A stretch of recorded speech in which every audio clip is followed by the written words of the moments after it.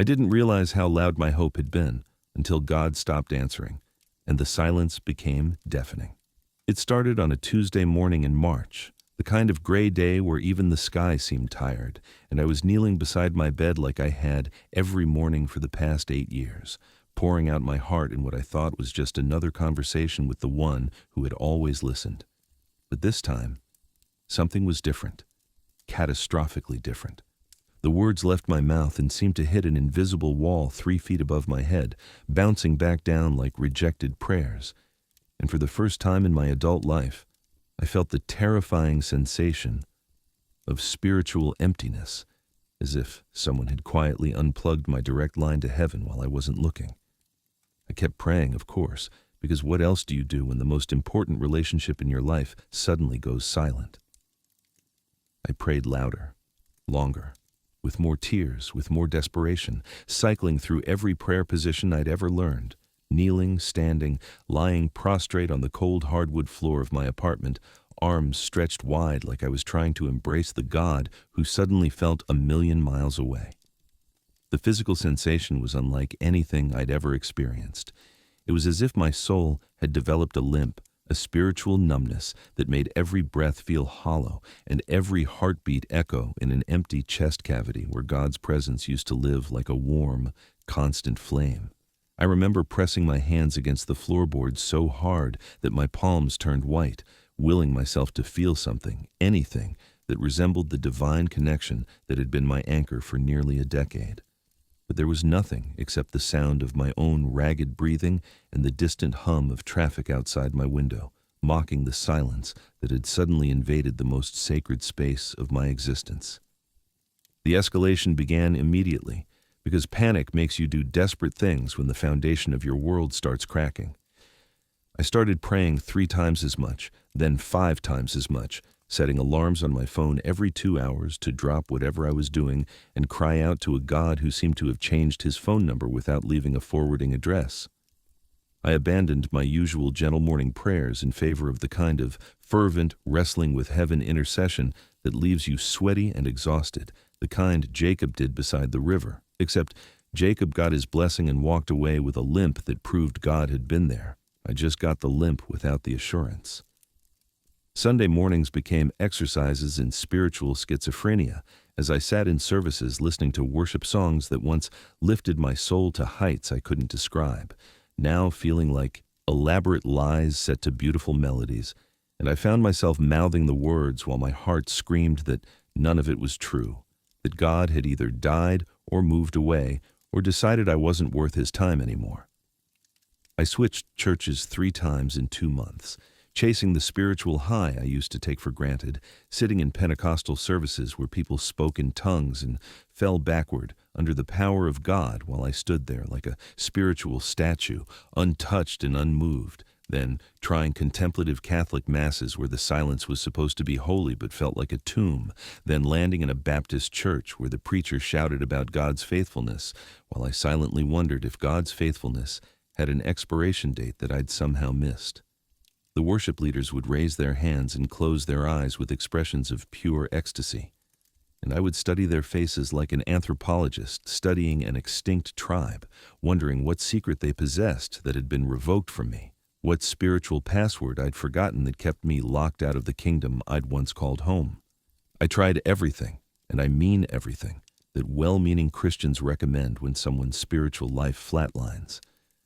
I started a prayer journal, filling page after page with desperate pleas and careful documentation of any sign that God might still be listening, creating charts and graphs of my spiritual vital signs, like a doctor monitoring a patient in intensive care.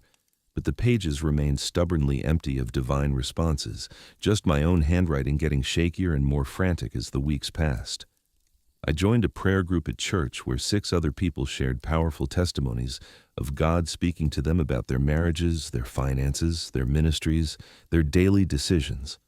While I sat there with nothing to contribute except a plastic smile and a growing sense that I was the only person in the room who had been spiritually disconnected, like I was the only house on the block whose power had been shut off. I bought every Christian book on hearing God's voice that Amazon had to offer, consuming them like medication, highlighting and underlining and taking notes in the margins, following every formula and technique and spiritual discipline that promised to restore the divine dialogue that had once been as natural as breathing. I fasted. Oh, how I fasted, skipping meals and then entire days, thinking maybe God was waiting for me to get desperate enough, hungry enough, empty enough to hear his voice again. But the only thing that grew was my lightheadedness and my conviction that I was doing something fundamentally wrong in the spiritual realm. I attended healing services and altar calls and prayer ministry sessions, where kind people laid hands on me and prayed with the kind of authority and expectation that made me feel even more broken when nothing happened, when no bolt of lightning restored my connection, when the spiritual defibrillator of their intercession failed to restart my flatlined faith. The social dimension of spiritual isolation is something no one warns you about when you're learning to follow Jesus. Suddenly, you're surrounded by people who speak a language you used to know fluently, but now sounds foreign. People who casually mention what God told them about their job situation or their dating life or their next vacation destination, and you nod along like you understand while internally screaming that God hasn't told you anything about anything in months, not even whether he still knows your name. Church services become elaborate performances where you perfect the art of looking spiritually engaged while feeling spiritually dead, raising your hands during worship because that's what you're supposed to do, not because you feel anything resembling the presence of God, closing your eyes during prayer because everyone else's eyes are closed, not because you're communing with the divine, but because you're hiding the emptiness behind your eyelids. Small group discussions about God's faithfulness and goodness turn into opportunities to practice your poker face as you hear story after story of answered prayers and divine interventions and God's perfect timing, while your own prayer life has become a monologue directed at the ceiling with no indication that anyone is listening on the other end. The testimonies that used to encourage you now feel like salt in open wounds. Each, God told me, and I felt the Lord say, highlighting the deafening silence that has become your new normal, and you start to wonder if everyone else is making it up, or if you're the only person in the room who has been spiritually abandoned. You develop elaborate excuses for why you can't share during testimony time, why you don't have a praise report, why you look uncomfortable when the pastor asks if anyone wants to share what God has been speaking to them lately. Because the truth that God hasn't spoken to you in so long that you're starting to forget what his voice sounds like feels like a confession of spiritual failure that you're not ready to make public. The self-blame spiral begins almost immediately, because when God goes silent, the first instinct is to assume you did something wrong, that you're being punished for some sin you've committed, or some spiritual discipline you've neglected, or some calling you've ignored. I retraced every step of the weeks leading up to the silence, examining every thought, every action, every motive with the intensity of a detective investigating a crime scene, looking for the moment when I must have grieved the Holy Spirit or quenched his voice, or turned away from his will in some subtle but devastating way. I confessed everything I could think of. Sins I'd committed, sins I might have committed, sins I wasn't sure were sins but confessed just in case. Turning my prayer time into elaborate apology sessions where I begged forgiveness for offenses I couldn't even name, hoping that if I could just identify and repent of the right transgression, God would restore our communication like a parent finally answering a child who has properly apologized. I scrutinized my entertainment choices, my friendships, my thoughts about coworkers, my spending habits, my time management, my attitude toward authority, wondering if I'd been too prideful or too lazy or too materialistic or too something that had caused God to withdraw his presence from my life, like a disappointed father giving his child the silent treatment. The Christian culture of blessing and curse, sowing and reaping, gave me plenty of frameworks for understanding why God might be angry with me, plenty of spiritual cause and effect equations that suggested if I was experiencing divine silence, it must be because I had done something to deserve it, that good Christians hear from God and struggling Christians don't, that my spiritual dryness was proof of spiritual deficiency rather than a normal part of the faith journey that no one talks about in Sunday morning services. I became a spiritual archaeologist, digging through years of decisions and relationships and priorities, looking for the buried offense that had caused God to stop speaking to me, cross-referencing my behavior with every sermon I'd ever heard about why people fall away from God or lose their spiritual sensitivity. Maybe it was the doubt I'd entertained about certain Bible stories. Maybe it was the judgment I'd passed on other Christians. Maybe it was the pride I'd felt when people complimented my spiritual maturity. Maybe it was the way I'd been going through the motions in my prayer life without really meaning it. Maybe it was the compromise I'd made in that one area of my life that I thought God didn't care about. The possibilities were endless and torturous, each one a potential explanation for why the God who had once felt closer than my own heartbeat now seemed as distant as the stars. I started bargaining with heaven like a desperate parent, negotiating with a kidnapper, promising to read my Bible more, to pray longer, to serve more faithfully, to give more generously, to witness more boldly, to forgive more completely, to love more selflessly. If only God would break his silence and let me know he was still there, still cared, still remembered my name and my address and my desperate need for his voice in my life. The bargaining sessions would last for hours, me on my knees making elaborate promises about the kind of Christian I would become. If God would just speak to me one more time, just give me one more sign, just break through the spiritual static that had somehow invaded the frequency we used to share. But the silence stretched on like a cosmic game of chicken where I was always the first to flinch, always the first to break down in tears and beg God to please, please, please, just say something, anything, even if it was to tell me how disappointed he was in me. The cliches started coming from all directions. Well-meaning friends and family members and fellow church attenders who had never experienced the kind of spiritual dessert I was wandering through, who offered spiritual platitudes like Band-Aids for severed arteries. God works in mysterious ways, they would say, with the confidence of people who had never had their prayers bounce off heaven like rubber balls. And I would nod and smile while internally screaming that mysterious ways were fine when you still had some evidence that God was working at all, but when he goes completely silent, mystery feels a lot like abandonment. Maybe God is teaching you patience, they would suggest, as if patience was something you learned by having your primary relationship completely severed without explanation, as if the lesson God wanted me to learn was how to live without him instead of how to live with him more deeply. God never gives you more than you can handle, they would quote, apparently unaware that losing your connection to God feels like being given infinitely more than anyone should have to handle, that spiritual silence is the kind of burden that makes you question whether you can handle another day, let alone a lifetime, of feeling spiritually orphaned. This too shall pass, they would comfort, treating my spiritual crisis like a bout of flu that would run its course in a few days instead of the existential earthquake it actually was. The kind of shaking that makes you question everything you thought you knew about God, faith, prayer, and your place in the universe. The people who meant the most to me offered the most painful cliches, because their words carried the weight of relationships I treasured, making their inability to understand my spiritual crisis feel like a secondary abandonment.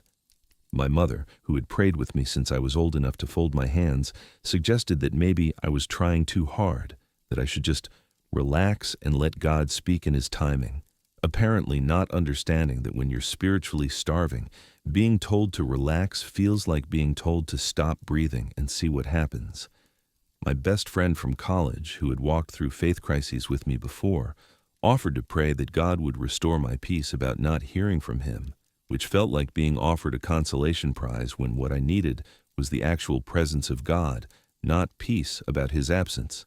My pastor, when I finally worked up the courage to confess my spiritual drought, smiled knowingly and told me that seasons of silence were normal, even necessary for spiritual growth. But his casual acceptance of my crisis felt dismissive of the very real pain I was experiencing, like he was telling me that drowning was a normal part of learning to swim, and I should just embrace the suffocation until I figured out how to breathe underwater. The Christian bookstore clerk recommended 3 different books about surviving spiritual dry spells, apparently assuming that my relationship with the living God could be restored through the right combination of human wisdom and inspirational quotes, that what I needed was not divine intervention, but better spiritual techniques, more effective prayer strategies, a more positive attitude about God's mysterious ways of relating to his children. I started to internalize the silence as a reflection of my worth, because when God stops talking to you, it's easy to assume it's because you're not worth talking to, that whatever value you thought you had in his eyes was either imaginary or has somehow been forfeited through your failures and inadequacies. The woman at the prayer meeting who shared how God had spoken to her about her struggling marriage made me wonder what was so wrong with me that God couldn't be bothered to speak to me about anything. Not my struggles, not my dreams, not my fears, not even the weather or what to have for breakfast. Complete and total silence that felt like being erased from God's contact list.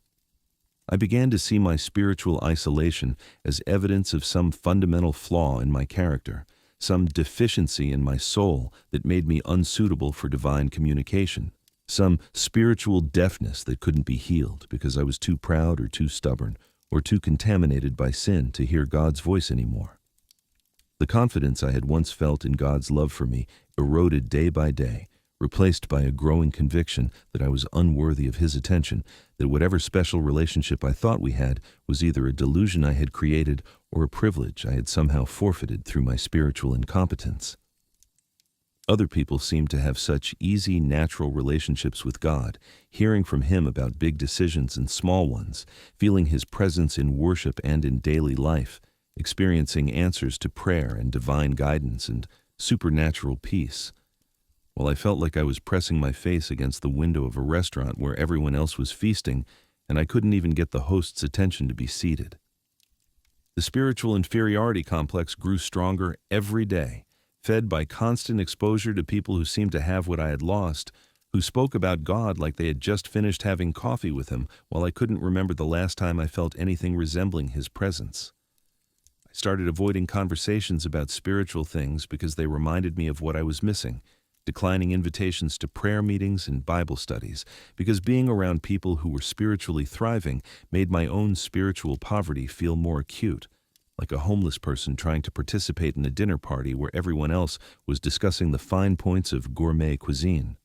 The worship songs that used to lift my spirit now felt like cruel reminders of a relationship I used to have but had somehow lost, lyrics about God's faithfulness and love and presence mocking the reality of my experience, making me feel like a fraud for singing words that no longer matched my spiritual reality.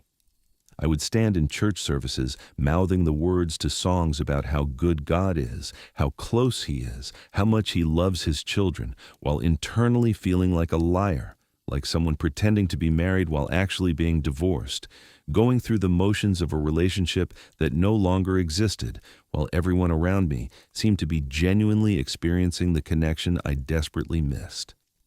Social withdrawal became my default coping mechanism because it hurt less to be alone with my spiritual emptiness than to be surrounded by people whose spiritual fullness highlighted my own desolation.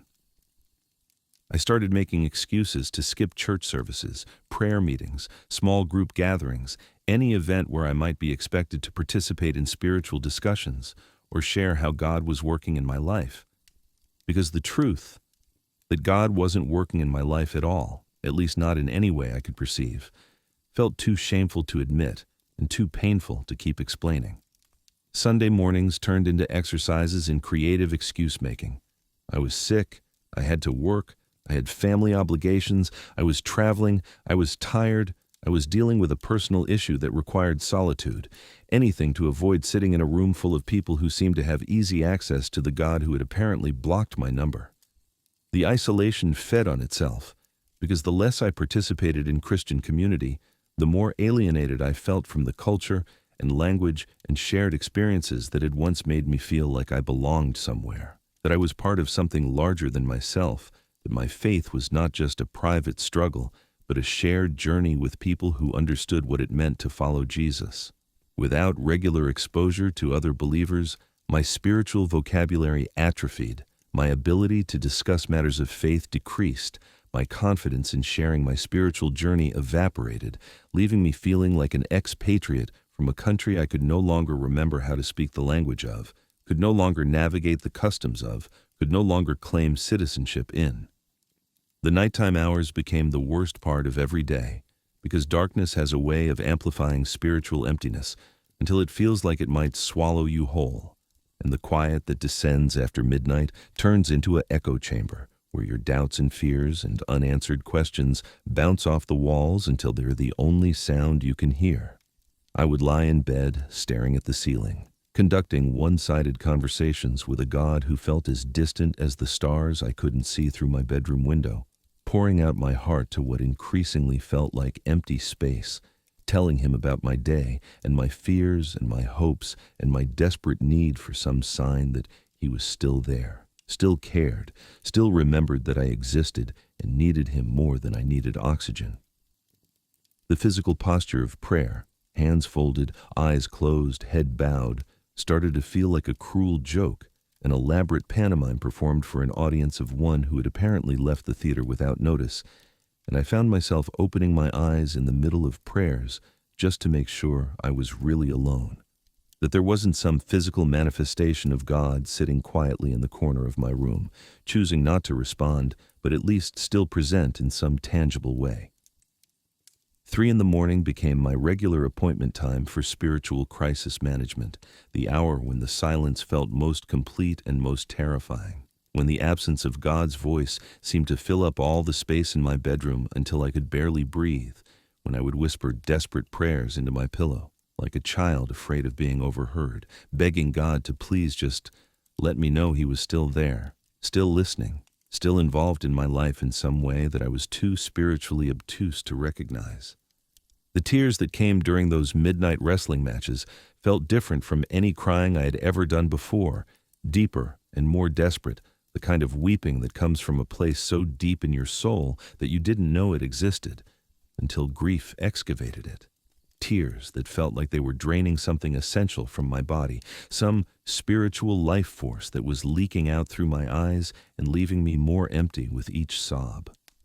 I would cry until my eyes were swollen and my throat was raw and my chest ached from the physical exertion of such complete emotional release. And then I would lie there in the aftermath, feeling hollowed out and spent, listening to the silence that had caused all this pain in the first place, wondering if this was what it felt like to be truly alone in the universe, if this was what atheists experienced every day, if this was what it meant to live without the comfort of believing that someone bigger than yourself was watching over you, caring about your life, involved in your daily existence in ways both seen and unseen. The loneliness that settled over me during those dark hours was unlike anything I had ever experienced, more complete than the loneliness of being single, more profound than the loneliness of being misunderstood, more devastating than the loneliness of being physically isolated. It was the loneliness of feeling cosmically abandoned, spiritually orphaned, cut off from the source of meaning and purpose and identity that had defined my existence for as long as I could remember. Prayer became a monologue delivered to an empty auditorium, my voice echoing back to me with no indication that anyone was listening, no sense of presence or warmth or connection that had once made talking to God feel as natural as talking to my best friend. I would kneel beside my bed or sit in my favorite chair or walk around my apartment talking to God about everything and nothing, maintaining the discipline of prayer, even when it felt pointless, even when it seemed like I was just talking to myself, even when the silence that followed my words felt more oppressive than comforting. The conversations became increasingly one-sided, less like dialogue and more like diary entries, read aloud to an audience that might or might not exist, might or might not care, might or might not remember my name or my address or my desperate need for some acknowledgement that my prayers were being received by someone who had the power to respond.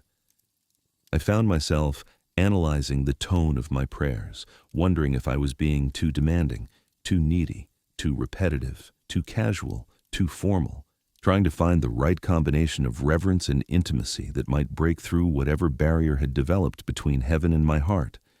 But no matter how I adjusted my approach, the result was always the same. Words spoken into silence, requests made without response, love declared without reciprocation, need expressed without relief. The questions that kept me awake became more desperate and more fundamental as the weeks of silence stretched into months. Where are you? Did I do something wrong? Are you punishing me? Are you testing me? Have you moved on to other people who need you more? Have you gotten tired of my problems, my requests, my constant need for reassurance and guidance? Do you still love me, or was that something I imagined?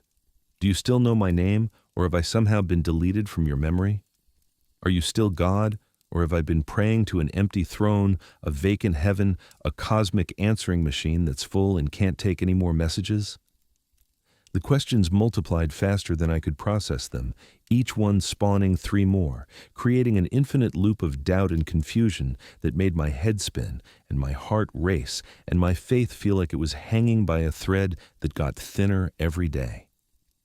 I started to understand why some people walk away from faith entirely, because living with unanswered questions about God's existence, God's love, God's involvement in your life, is infinitely more painful than simply deciding that God doesn't exist and moving on with your life, that the silence means there's no one listening because there's no one there to listen, that prayers go unanswered because there's no one capable of answering them.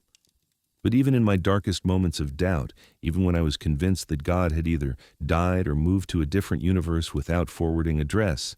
something kept me tethered to faith by the thinnest possible thread, some stubborn refusal to let go completely, some buried conviction that the silence was temporary, even if it felt eternal, that the God who had once felt closer than my own heartbeat hadn't actually gone anywhere, even if he had stopped responding to my calls. Maybe it was muscle memory, the spiritual habits of nearly a decade that were too deeply ingrained to abandon overnight. Or maybe it was fear of what life would look like without any hope of divine intervention. Or maybe it was the testimonies of other people who had walked through similar valleys and emerged with their faith intact. Or maybe it was just the stubborn hope that this nightmare season would eventually end, and I would wake up one morning to find God's voice waiting for me like sunshine after the longest night in history.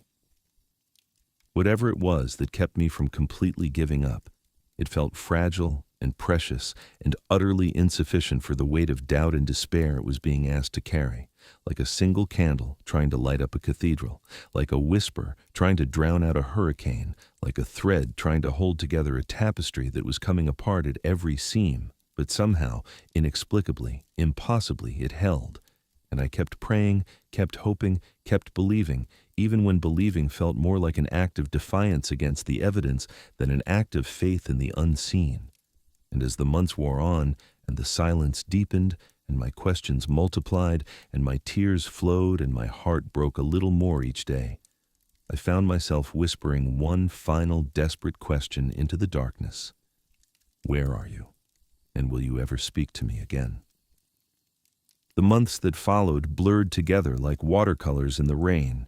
each day bleeding into the next until I couldn't remember what it felt like to wake up expecting to hear from God, couldn't recall the last time I had opened my Bible with anticipation rather than obligation, couldn't pinpoint exactly when worship songs had transformed from wings that lifted my soul to weights that dragged it deeper into the quicksand of spiritual depression.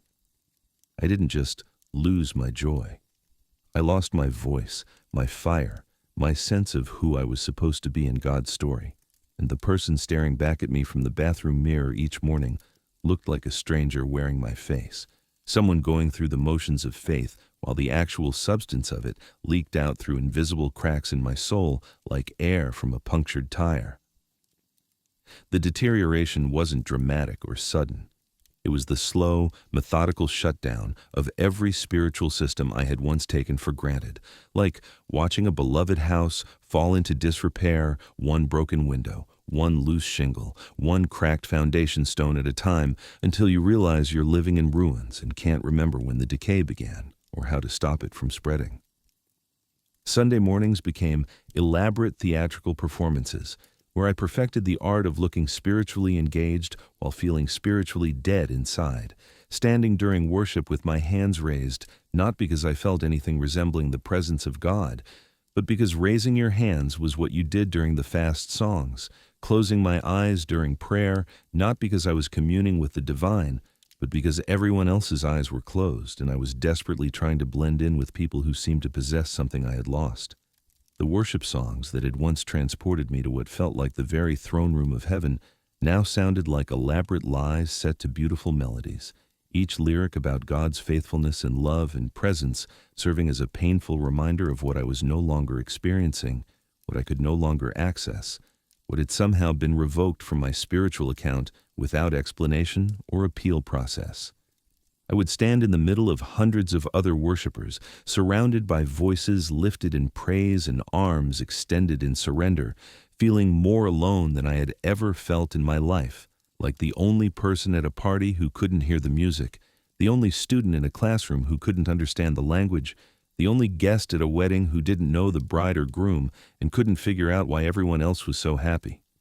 The cognitive dissonance of singing "How Great Is Our God" while feeling like God had forgotten I existed, of declaring "Blessed be your name" while feeling more cursed than blessed, of proclaiming "You are good" while my experience suggested otherwise, created a spiritual vertigo that left me dizzy and disoriented, clinging to pew backs and wall corners to keep from falling over under the weight of my own hypocrisy.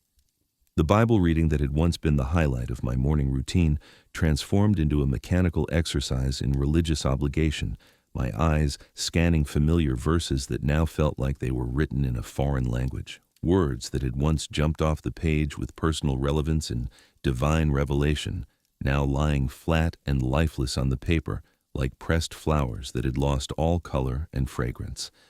I would read entire chapters without absorbing a single word, my mind wandering to grocery lists and work deadlines and television shows while my eyes moved across scripture that might as well have been tax code or assembly instructions for furniture I didn't own.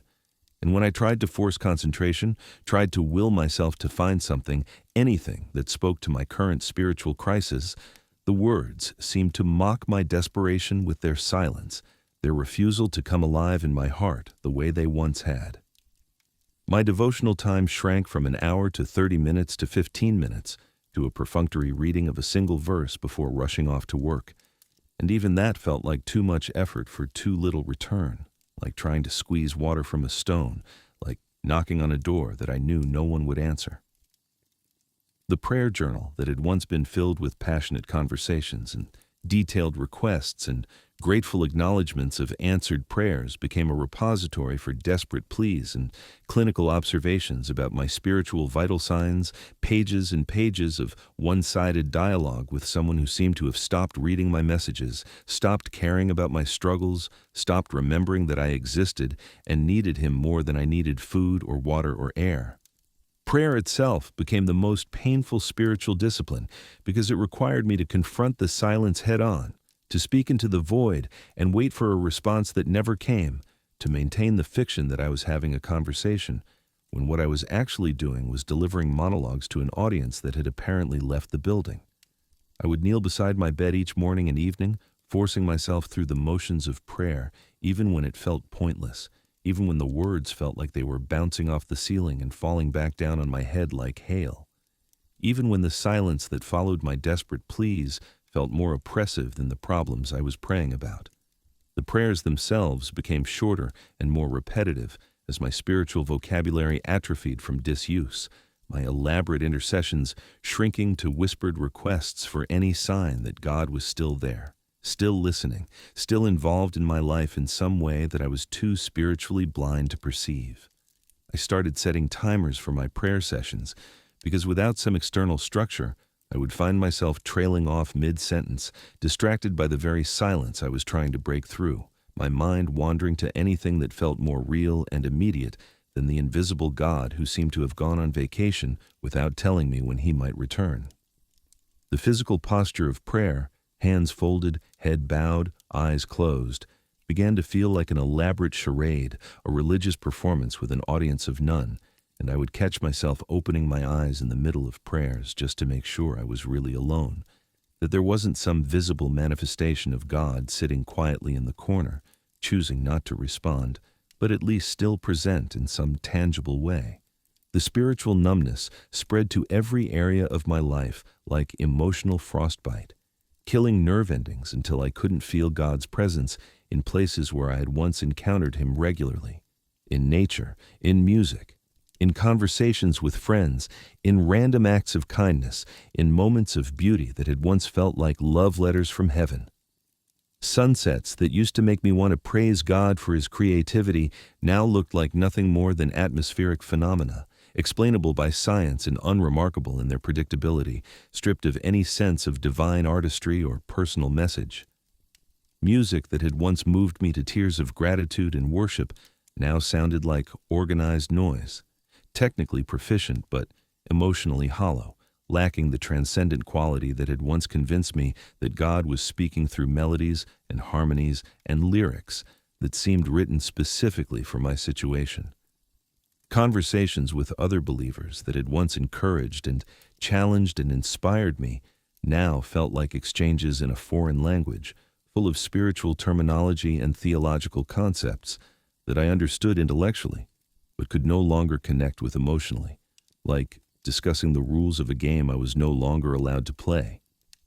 The spiritual sensitivity that had once made me feel like I was walking through life with divine radar, constantly aware of God's movement and presence and whispers in the ordinary moments of daily existence, had been replaced by spiritual deafness that made me feel like I was stumbling through life blindfolded, missing cues and signals and invitations that everyone else seemed to receive and respond to naturally. Church attendance became an exercise in endurance rather than worship, each service a test of how long I could sit still while feeling nothing, how convincingly I could fake spiritual engagement while my soul felt like it was made of concrete, how many worship songs I could sing without breaking down in tears of frustration and grief over what I had lost. I would arrive early and sit in the back row, partly to avoid conversations with well-meaning people who might ask how I was doing spiritually, and partly to make quick escapes possible when the emotional weight of pretending to be spiritually healthy became too much to bear. The sermons that had once challenged and encouraged me now felt like messages delivered in a language I used to speak fluently, but had somehow forgotten, the pastor's words washing over me like white noise, intellectually comprehensible but emotionally inert, lacking the power to penetrate the spiritual armor I had developed to protect myself from further disappointment. I would take notes mechanically, writing down points and scripture references, not because they resonated with me, but because taking notes was what serious Christians did, what the person I used to be would have done, what I hoped might trick my heart into caring about spiritual things again, if I could just go through the motions long enough. The altar calls that had once moved me to respond, to pray, to recommit my life to God, now felt like invitations to a party I wasn't invited to.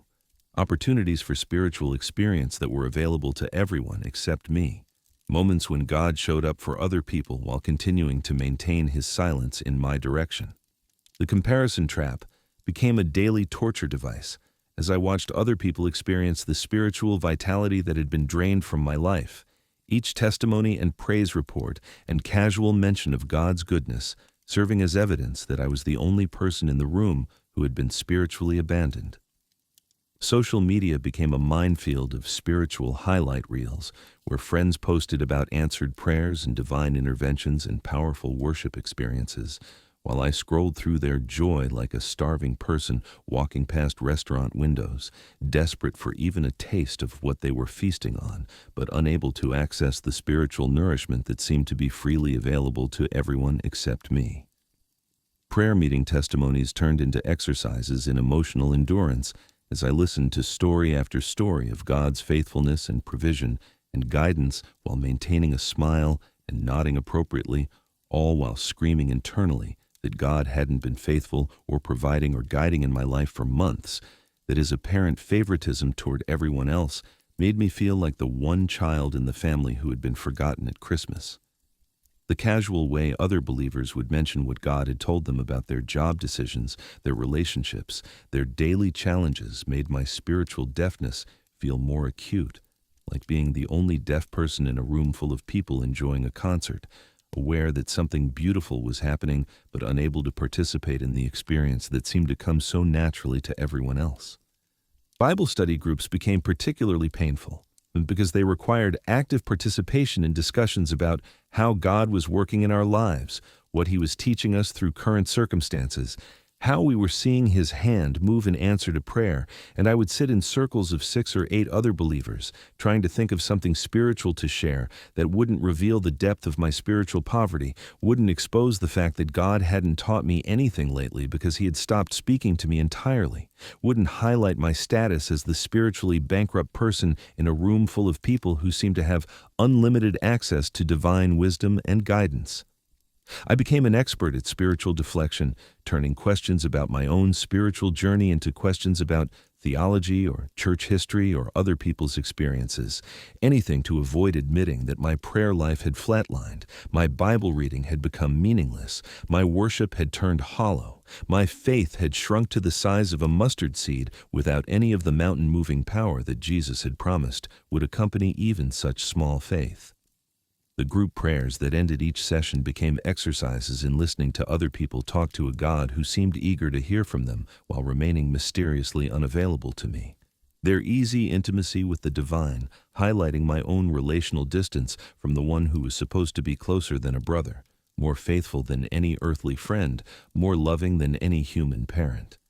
Work became my refuge, because it was the one place where spiritual performance wasn't required, where I could focus on tasks and deadlines and professional relationships without having to pretend that I was thriving spiritually, without having to manufacture joy or peace or hope that I didn't actually feel. I threw myself into projects and responsibilities with the kind of intensity that people mistake for passion, but was actually escape, using busyness as anesthesia for the spiritual pain that followed me everywhere else, finding relief in the temporary distraction of emails and meetings and deadlines that demanded my attention and provided measurable results, unlike prayer and Bible study and worship, which seemed to produce nothing but frustration. My coworkers, most of whom didn't know about my faith anyway, treated me like the same person I had always been, unaware that the spiritual foundation of my identity had cracked and was slowly crumbling, that the peace and purpose and perspective that had once grounded me in all areas of life had evaporated like morning dew, leaving me feeling untethered and directionless even when I was successfully completing professional tasks. Lunch breaks that I had once used for prayer walks or Bible reading or spiritual reflection became opportunities to scroll through social media or catch up on secular podcasts or anything that would fill the silence with noise that didn't remind me of the spiritual silence that had invaded my life like a cancer, eating away at the faith that had once been the organizing principle of my entire existence. The isolation deepened as I began declining invitations to social gatherings where spiritual conversation was likely to occur, where people might share testimonies or ask for prayer requests or expect me to participate in the kind of spiritual dialogue that had once energized me but now felt like emotional waterboarding. Birthday parties and dinner invitations and coffee dates with fellow believers became opportunities for social anxiety as I worried about how to respond when conversation inevitably turned to spiritual matters, how to avoid the questions about my prayer life and Bible reading and relationship with God that felt too personal and too painful to answer honestly. I developed elaborate strategies for redirecting spiritual conversations toward safer topics, current events, family updates, work challenges, anything that would allow me to participate in fellowship without having to reveal the spiritual drought that had turned my inner life into a wasteland of unanswered prayers and unmet expectations. The loneliness that resulted from this self-imposed isolation fed on itself, creating a vicious cycle where my spiritual emptiness drove me away from the very community that might have helped me process my struggles, while my absence from community made my spiritual struggles feel more acute and more shameful. More evidence that I was fundamentally different from other believers, fundamentally flawed in some way that made me unsuitable for the kind of relationship with God that seemed to come naturally to everyone else I knew. Sleep became elusive as the spiritual questions that I could distract myself from during the day came flooding back in the quiet hours after midnight, when there were no tasks to complete or conversations to have or entertainment to consume, just me and the silence and the growing suspicion that God had either died or decided that I wasn't worth his time anymore. I would lie in bed staring at the ceiling, conducting one-sided conversations with a God who felt as distant as the stars I couldn't see through my bedroom window, rehearsing all the reasons why he might have stopped speaking to me, all the ways I might have failed or disappointed or grieved him into silence, all the possible explanations for why the relationship that had once been the anchor of my existence now felt like a one-way street where I was always talking and he was never responding. The darkness seemed to amplify every doubt and fear and unanswered question until they became a cacophony of spiritual noise that drowned out any possibility of peace or rest. And I would find myself getting up at 2 or 3 in the morning to pace around my apartment, too anxious to sleep but too exhausted to do anything productive, caught in the liminal space between despair and hope where most of my spiritual life now seemed to exist. The physical symptoms of spiritual depression began manifesting in ways I hadn't expected: chronic fatigue that no amount of sleep could cure, a loss of appetite for food that paralleled my loss of appetite for spiritual things, headaches that seemed to originate in my soul rather than my body, a general sense of malaise that made even simple tasks feel overwhelming. My doctor couldn't find anything wrong with me medically, but I knew that the problem wasn't physical. It was spiritual, the kind of soul sickness that comes from feeling disconnected from the source of life and meaning and purpose that had once energized every aspect of my existence. I would wake up tired and go to bed exhausted, not from physical exertion, but from the emotional labor of pretending to be spiritually healthy while dying inside, from the constant effort required to maintain the facade of faith while feeling utterly faithless, from the daily choice to keep believing in a God who seemed to have stopped believing in me. The weight of carrying this spiritual burden alone, of not being able to share the full extent of my crisis with anyone who might understand or help, pressed down on my shoulders like a backpack full of stones that grew heavier with each passing day. Each unanswered prayer, each worship service where I felt nothing, each Bible reading that yielded no insight, each attempt to connect with God that ended in silence and frustration and a deeper sense of spiritual alienation. Friends began to notice that something was wrong, though I worked hard to disguise the extent of my spiritual crisis, to maintain enough of my former personality and perspective to avoid uncomfortable questions about my faith and my relationship with God. They would comment that I seemed tired, stressed, distant, less enthusiastic about things that used to excite me, but when they asked if everything was okay, I would deflect with vague explanations about work pressure or family issues or general fatigue, anything to avoid admitting that the God I had spent years telling them about had apparently gone silent and left me feeling more alone than I had ever felt in my life. The gap between my public persona and my private reality grew wider each day, requiring more energy to maintain, more creativity to sustain, more emotional resources to keep from collapsing under the weight of the deception. And I began to understand how people could live double lives, how the face you show the world could become so disconnected from the reality you experience privately that you almost forget which version of yourself is real. Close friends who had once been able to read my moods and emotions with uncanny accuracy now seemed oblivious to my spiritual crisis, either because I had become such an expert at hiding it, or because they couldn't imagine that someone with my spiritual background could be struggling so profoundly with doubt and despair and divine abandonment. The small group I'd been attending for 2 years became increasingly uncomfortable as my ability to contribute meaningfully to spiritual discussions evaporated along with my sense of connection to God, and I found myself participating less and less in conversations about what God was teaching us, how He was working in our lives, what He was calling us to do in response to various challenges and opportunities. The other members began to notice my silence, my reluctance to share prayer requests or testimonies, my general withdrawal from the kind of vulnerable spiritual community that had once been my lifeline, and their gentle inquiries about whether I was okay only made me feel more isolated because I couldn't explain what was wrong without admitting that God had stopped speaking to me, that my prayer life had died, that my faith was hanging by a thread so thin it might snap at any moment.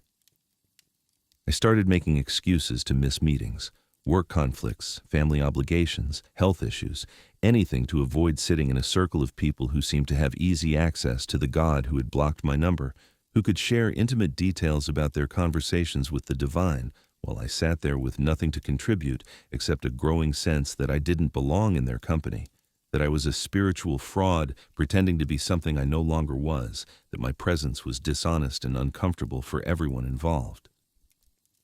The pastor's sermons began to feel personally targeted in the most painful way, not because God was using them to speak to my situation, but because they highlighted everything I was no longer experiencing, every aspect of faith that had dried up in my life like a riverbed in drought season. Messages about the importance of prayer felt like accusations about my spiritual laziness. Sermons about trusting God's timing felt like dismissals of my pain. Teachings about God's faithfulness felt like reminders that whatever faithfulness God was showing to other people, He had apparently decided not to show to me. I would sit in the pew listening to enthusiastic descriptions of what life with God should look like: joyful, peaceful, purposeful, guided, blessed, while my own life with God felt joyless, anxious, directionless, abandoned, cursed, and the disconnect between the pastor's words and my experience made me wonder if we were even talking about the same God, if the deity he described with such confidence and intimacy was the same one who had left me sitting alone in spiritual silence for months without explanation or relief. The altar calls at the end of services became particularly torturous because they were invitations to respond to a God who seemed eager to meet with everyone except me. Opportunities for spiritual encounter that I desperately wanted but couldn't access. Moments when I would watch other people go forward for prayer or rededication while I remained glued to my seat by the knowledge that going forward would be an exercise in futility, that God wasn't responding to my private prayers, so He probably wasn't going to show up in a public prayer line either. The Christian radio station I had listened to during my commute became another source of pain rather than comfort. The cheerful hosts discussing answered prayers and divine interventions with the casual confidence of people who had never experienced the silence that had become my constant companion. The worship songs and testimonies and Bible teachings serving as reminders of a spiritual reality I could no longer access, could no longer participate in, could no longer claim as my own experience. I switched to secular music, then to podcasts about history and science and politics. Anything that wouldn't remind me of the spiritual connection I had lost, wouldn't highlight the gap between what my faith was supposed to provide and what it was actually delivering, wouldn't force me to confront the possibility that everything I had believed about God's love and faithfulness and desire for relationship with His children might be true for other people but not for me. The car rides that had once been opportunities for worship and prayer and spiritual reflection became exercises in distraction, my mind deliberately focused on anything that would keep me from thinking about God, about prayer, about the relationship that had once been the most important aspect of my identity, but now felt like a one-sided correspondence with someone who had moved away without leaving a forwarding address. Months passed like this, each day a careful exercise in spiritual survival, each week a testament to the human capacity for enduring disappointment, each Sunday a reminder that I was becoming someone I didn't recognize, someone whose faith had been reduced to habit and obligation rather than joy and relationship, someone going through the motions of belief while the substance of it leaked out through invisible cracks that I couldn't locate or repair. I began to wonder if this was what the rest of my life would look like. Endless repetition of religious activities that had lost their meaning, permanent residence in the spiritual desert where prayer was pointless and worship was hollow, and Bible reading was just intellectual exercise with no personal application. A future stretch of decades where I would continue to identify as a Christian while feeling progressively more disconnected from the God who was supposed to be the center of that identity. The possibility terrified me more than the alternative of walking away from faith entirely, because at least atheism would be honest about the absence of God, while my current situation forced me to maintain the fiction that God was present and active in my life when my experience suggested otherwise, to keep singing songs about His goodness while feeling abandoned, to keep claiming His promises while receiving none of His provision, to keep professing faith in His love while feeling increasingly unloved and unnoticed by the one who was supposed to know me better than I knew myself. But somewhere in the deepest, most hidden part of my heart, underneath all the doubt and despair and spiritual exhaustion,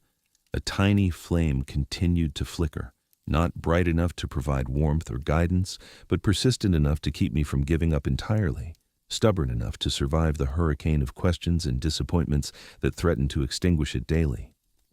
Maybe it was muscle memory from years of faith. Maybe it was fear of what life would look like without any hope of divine intervention.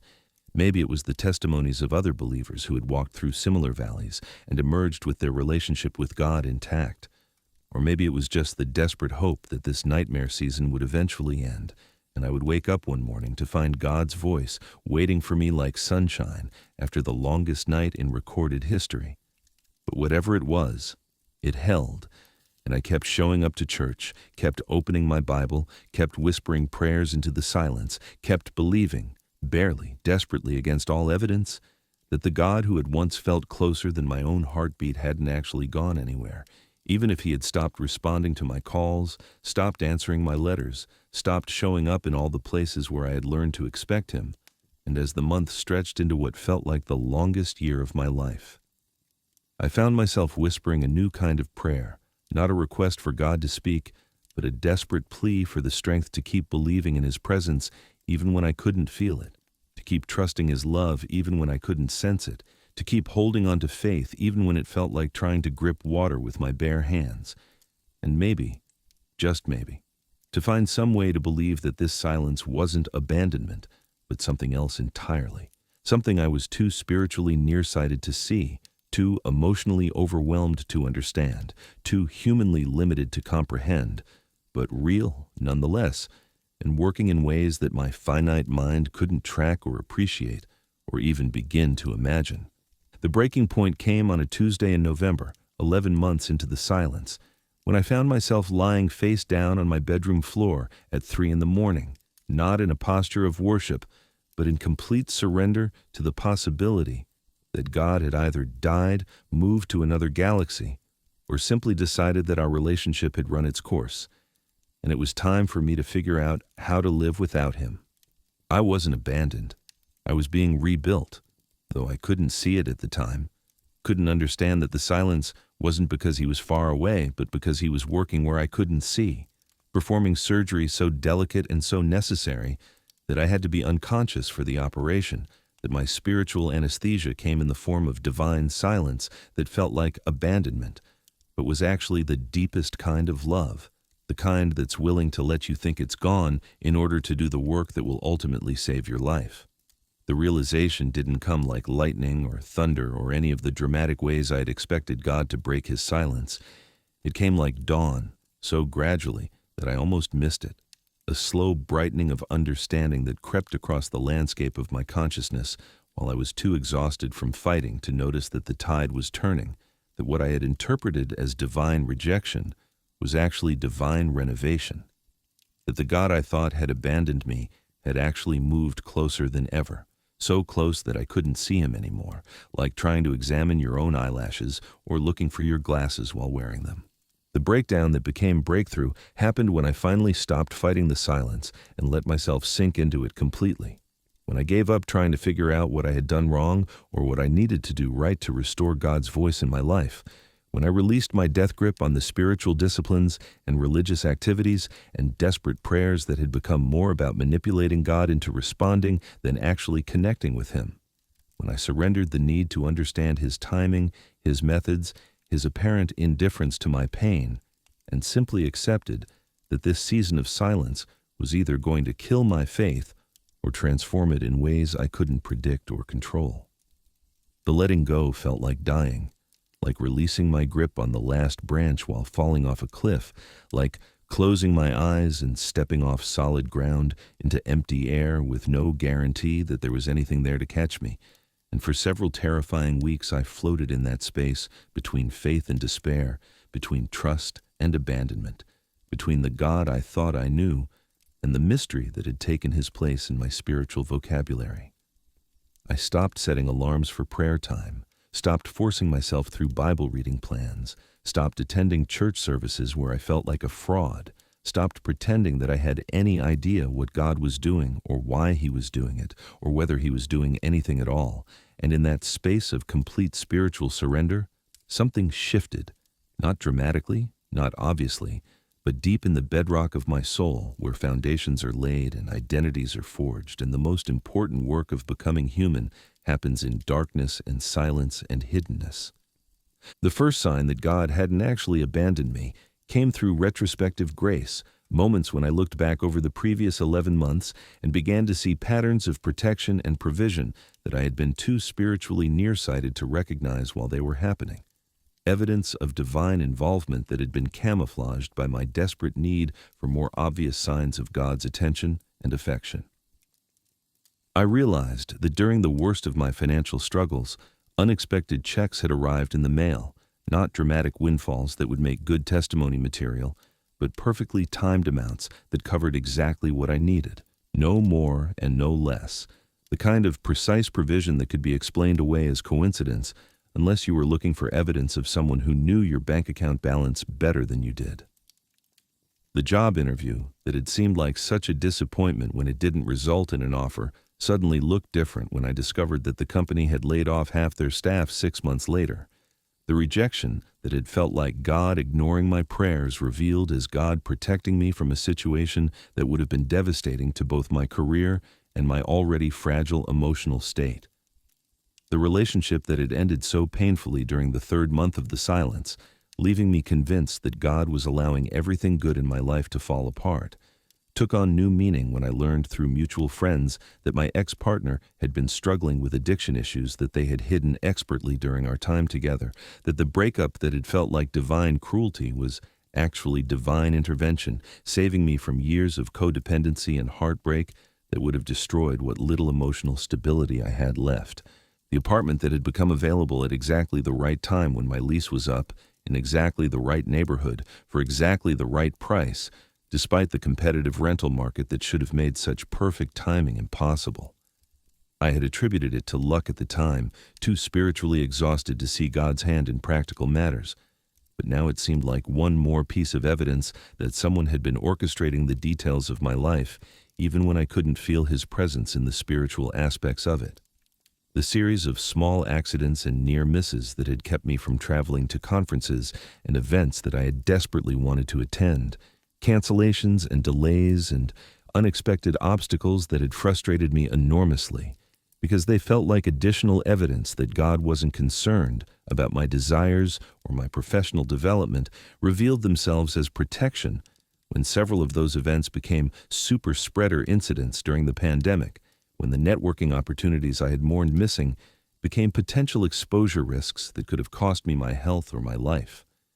The friend who had called at exactly the right moment during my darkest weeks, not because they sensed I was struggling, but because they were dealing with their own crisis and needed someone to talk to, providing me with the exact distraction and perspective I needed without either of us realizing we were being used as mutual instruments of grace, that our conversation was less about helping them and more about keeping me from making decisions about my faith and my future that I would have regretted forever.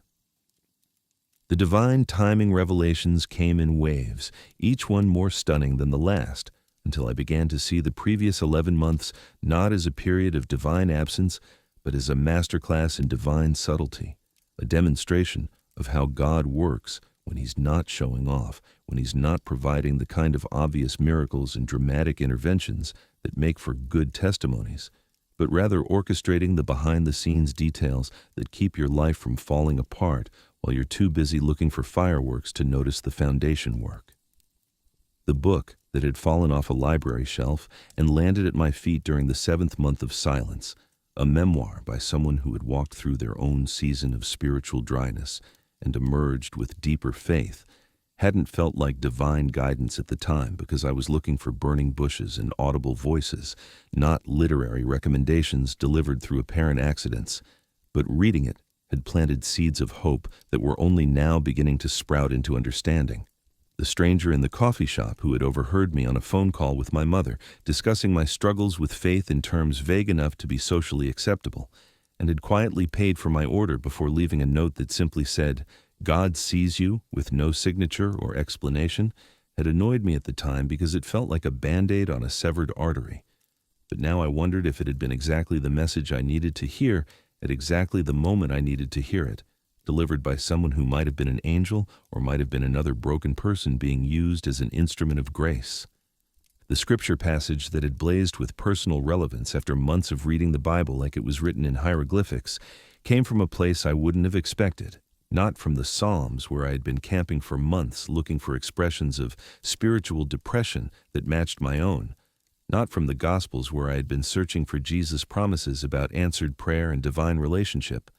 but from Exodus 14:14, buried in a story about the Israelites trapped between Pharaoh's army and the Red Sea, facing impossible circumstances with no apparent way forward.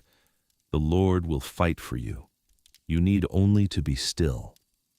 The words had leaped off the page like they were printed in neon, speaking directly to my situation with a clarity that made me wonder if God had been trying to tell me this for months.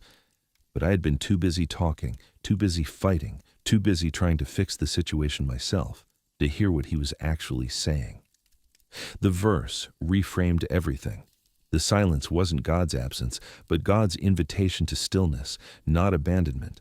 but a call to trust that he was fighting battles I couldn't see, handling threats I wasn't aware of, working on my behalf in ways that didn't require my participation, my understanding, or even my awareness, that my job wasn't to figure out his strategy, but to be still and let him execute it without my interference or anxiety or desperate attempts to help.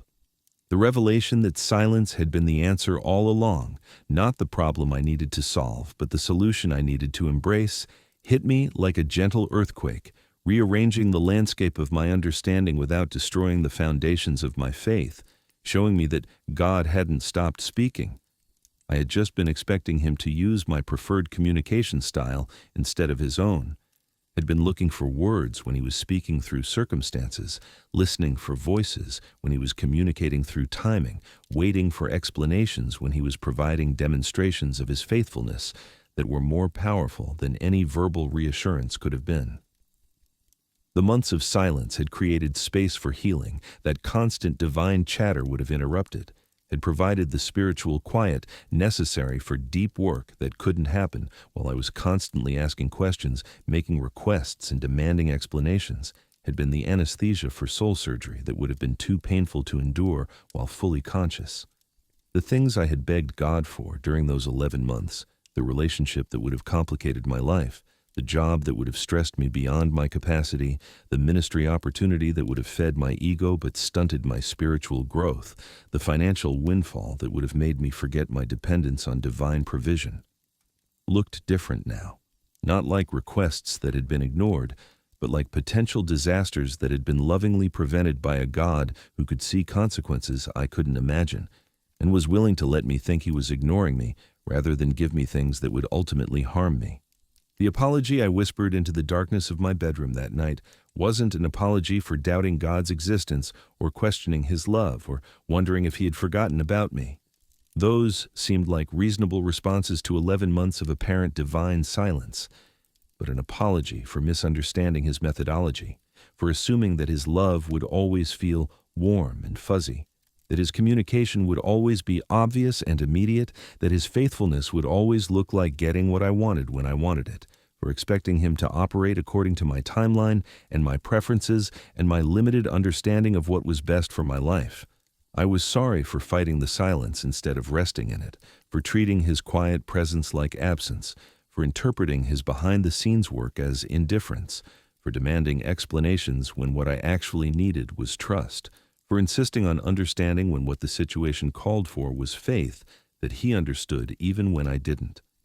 The apology felt like coming home after a long journey to a foreign country where I didn't speak the language and had spent months feeling lost and confused, only to discover that home had been there all along, waiting for me to stop running around looking for it and simply open my eyes to see what had been in front of me the entire time. The tentative prayers that began flowing again weren't desperate pleas for God to break his silence, but quiet conversations with someone I was beginning to recognize had never actually been silent, had been speaking all along in a language I hadn't learned to interpret, had been present all along in ways I hadn't learned to perceive, had been working all along on projects I hadn't learned to appreciate. I started talking to him about my day, not because I expected audible responses, but because I was beginning to understand that relationship doesn't always require verbal feedback, that presence can be communicated through circumstances, and timing and protection and provision just as effectively as through words, that love can be demonstrated through what doesn't happen just as powerfully as through what does happen. The prayers became less about asking for things and more about acknowledging his involvement in things, less about requesting his presence and more about recognizing that his presence had never actually left, less about begging for signs of his love, and more about saying thank you for signs of his love that I was finally learning to see, that had been there all along waiting for my spiritual eyesight to improve enough to notice them. I began to understand that the silence had been purposeful, not punitive, designed to wean me off my addiction to constant spiritual feedback, to teach me that God's love doesn't depend on my ability to feel it, that his faithfulness doesn't require my recognition to be real, that his presence doesn't need my acknowledgement to be effective, that relationship with him could survive and even thrive in the absence of the spiritual highs and emotional confirmations that I had mistaken for proof of his involvement in my life. The silence had been spiritual chemotherapy, killing off the cancer of performance-based faith that had been slowly poisoning my relationship with God, the toxic belief that his love was conditional on my spiritual maturity, that his communication was earned through religious discipline, that his presence was a reward for good behavior, rather than a gift freely given to children who are still learning how to recognize their Father's voice in all its various forms and frequencies. The months without obvious divine communication had forced me to develop spiritual muscles I didn't know I needed, to learn to trust when I couldn't see, to hope when I couldn't feel, to believe when I couldn't understand, to love God for who he is rather than for what he does for me, to find security in his character rather than in his compliance with my expectations and preferences. The realization that God had been healing parts of me I didn't even know were broken came gradually, like discovering that physical therapy for an injured knee had also improved my posture, strengthened my core, and enhanced my overall fitness in ways that weren't directly related to the original problem, but were necessary for long-term health and stability. The desperate need for constant spiritual validation that had driven so much of my religious activity, the performance anxiety that had turned my prayer life into a series of auditions for God's approval, the spiritual insecurity that had made me dependent on other people's testimonies and experiences for proof that God was real and active and good. All of it had been quietly addressed during the months of silence, healed not through dramatic deliverance or emotional breakthrough, but through the slow, steady work of learning to find my identity in God's unchanging love rather than in my fluctuating feelings about that love. The codependency that had characterized my relationship with God, the unhealthy need for him to constantly reassure me of his presence and approval and affection, had been replaced by a more mature understanding that love doesn't require constant verbal affirmation to be real, that presence doesn't need to be felt to be effective, that faithfulness doesn't depend on my ability to track or understand or appreciate it in real time. The pride that had been so deeply embedded in my spiritual identity that I hadn't even recognized it as pride. The subtle superiority I had felt over believers who seemed less spiritually mature, less disciplined in their faith practices, less intimate in their relationship with God,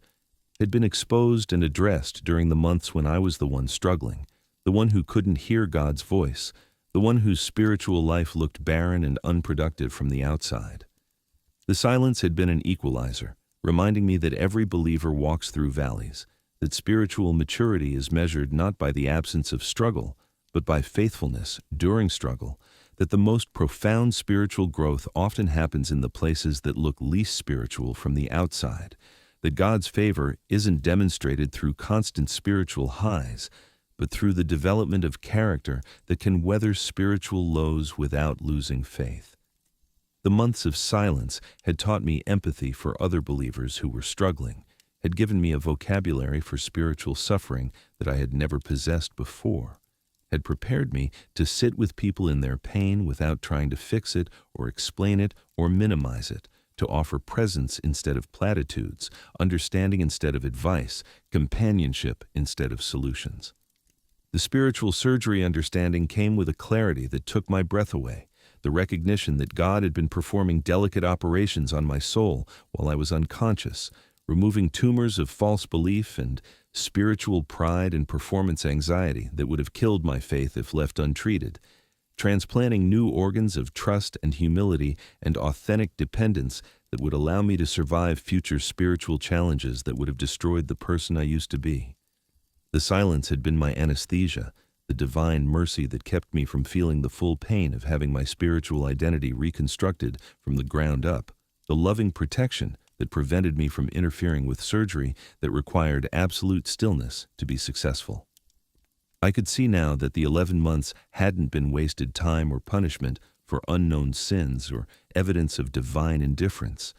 but the most productive period of spiritual development in my entire life. The season when God had done his deepest work in the hidden places of my heart, where foundations are laid and character is formed, and the most important transformations happen in darkness and silence and secrecy, far from the applause and recognition that my ego had been craving. The sacred apology that poured out of me that night wasn't filled with shame or self-condemnation, but with wonder and gratitude, and a deep sense of being known and loved in ways that my limited understanding had never been able to fully grasp. And as I whispered into the darkness that I could finally see him now, even when I couldn't hear him, even when he chose to work in whispers rather than shouts, even when his love looked different from what I had expected or demanded or thought I deserved, I felt something shift in the very center of my being, a settling into trust that felt like coming home, like finally understanding the language that God had been speaking all along, like discovering that the silence hadn't been empty but full, hadn't been absence but presence so close and so intimate that it had felt like my own heartbeat, indistinguishable from my own breath, woven so deeply into the fabric of my existence that I couldn't separate it from myself long enough to recognize it as the gift it had always been. When I finally stopped begging for a response, I heard the whisper that had always been there, gentle enough not to scare my wounded soul, tender enough to reach the places that thunder could never penetrate, intimate enough to feel like a secret, shared between lovers who had been separated by misunderstanding but had never actually stopped loving each other. The whisper that changed everything didn't come during a worship service or a prayer meeting or any of the spiritually charged moments when I had been desperately listening for God's voice. It came on a Thursday afternoon in December while I was standing in line at the grocery store, holding a carton of milk and listening to a stranger ahead of me comfort her crying toddler with words that seemed to bypass my ears and speak directly to my heart. "Shh, baby. Mommy's right here. Mommy never left. You just got scared and couldn't see me. But I've been here the whole time." The words hit me like lightning disguised as gentleness, and I had to grip the shopping cart to keep from falling as the realization washed over me that God had been trying to tell me this exact thing for months, that his silence hadn't been abandonment, but proximity so close that I couldn't distinguish his voice from my own thoughts, his presence from my own existence, his love from the very air I was breathing without conscious gratitude or recognition. The divine whisper that followed me home from that grocery store wasn't audible in any way that would convince a skeptic or impress a charismatic, but it was more real than any voice I had ever heard, more personal than any conversation I had ever had, more life-changing than any sermon or testimony or spiritual experience that had shaped my faith journey up to that point. It was the gentle but unmistakable communication of Exodus 14:14, spoken directly into my situation with surgical precision. "The Lord will fight for you. You need only to be still," but not just as a Bible verse to be memorized or a principle to be applied, as a personal message from the God who knew exactly what battles I had been trying to fight on my own, exactly what wars I had been losing because I was using the wrong weapons, exactly what victories he had been winning on my behalf while I was too busy fighting to notice that the real enemy had already been defeated. The whisper contained layers of meaning that unfolded over days and weeks, like a flower blooming in slow motion, revealing truth after truth about the previous year of silence, about God's methods and timing and purposes, about the difference between being still and being passive, between trusting and giving up, between surrendering and quitting, between letting God fight for you and assuming God doesn't care enough to fight at all. The realization that stillness was the answer, not the problem, rewrote my entire theology of prayer and faith and spiritual warfare in the space of a single conversation with the God who had never actually stopped talking, who had been whispering all along in frequencies that my panic and desperation and religious noise had drowned out, who had been speaking in the language of circumstances and timing and protection and provision while I was listening only for the language of words and emotions and obvious supernatural interventions. Stillness wasn't resignation or passivity or spiritual laziness. It was the most active form of faith imaginable, the kind of trust that allows God to work without interference, the kind of confidence that doesn't need to understand the strategy in order to trust the strategist, the kind of love that can rest in relationship without requiring constant verbal affirmation that the relationship still exists. The months of silence had been an invitation to this kind of stillness, a call to stop fighting battles that weren't mine to fight, to stop trying to manage outcomes that weren't mine to control, to stop demanding explanations for methods that were beyond my comprehension but not beyond my trust, to learn the difference between faith that works and faith that interferes with God's work by trying to help in ways that actually hinder His purposes. The whisper taught me that God's voice isn't always loud or dramatic or obvious, that sometimes the most profound communications come in tones so gentle that you have to be completely still to hear them, that the deepest truths are often shared in whispers because they are too sacred for shouting, too intimate for public announcement, too personal for anyone except the intended recipient to fully understand. I began to see that my desperate prayers for God to speak louder had been like asking someone to shout a lullaby or yell a love song. The volume would have destroyed the tenderness, the intensity would have overwhelmed the intimacy, the drama would have masked the personal nature of what God was trying to communicate. The silence had been preparing my heart to receive whispers, training my spiritual ears to pick up frequencies that I had been missing, because I was listening for brass bands when God was composing chamber music, expecting thunder when He was speaking in the still small voice that Elijah almost missed, because he was looking for God in the earthquake and the fire and the wind instead of in the gentle whisper that came after all the noise had died down. The timing of this breakthrough was so precise that it took my breath away, coming exactly when my heart was finally soft enough to receive it, exactly when my pride was finally broken enough to hear it, exactly when my desperation had burned away everything except the core desire to know God regardless of how He chose to reveal Himself, to love Him whether or not He loved me back in ways I could recognize, to trust Him even if He never explained His methods or timing or apparent indifference to my pain. If the whisper had come earlier, I would have analyzed it to death, turned it into a formula for getting God to speak, used it as evidence that my spiritual techniques were finally working instead of recognizing it as pure grace, unearned and unexpected and utterly beyond my ability to manipulate or control. If it had come later, I might have already walked away from faith entirely, too wounded by the silence to believe that God's voice was still available to me, too convinced of my spiritual inadequacy to trust that He would still want to communicate with someone who had doubted Him so profoundly for so long. Divine timing became undeniable as I looked back over the entire journey and saw how every piece of the puzzle had fallen into place with the kind of precision that could only come from someone who could see the end from the beginning, who understood exactly how much pressure my faith could handle before breaking, exactly how much silence I could endure before giving up entirely, exactly when to break through with the whisper that would reframe everything I had experienced and transform my understanding of what it means to have a relationship with the invisible God. The months of silence hadn't been random or cruel or evidence of divine indifference. They had been perfectly calibrated to produce exactly the kind of spiritual growth that I needed, but could never have achieved through easier methods, the kind of character development that only happens under pressure, the kind of faith maturity that requires walking through valleys that feel like abandonment, but are actually training grounds for deeper trust and more authentic worship and more genuine dependence on God's character, rather than on my ability to feel his presence or understand his ways. Every detail of the previous year took on new meaning in light of the whisper that had changed everything, each apparent disappointment revealing itself as protection, each unanswered prayer showing itself to be answered in ways that were better than what I had requested, each moment of silence understanding itself as God speaking in languages I hadn't learned to interpret, but could now begin to appreciate. The relationship that had ended during the third month of silence hadn't been God ignoring my prayers for restoration.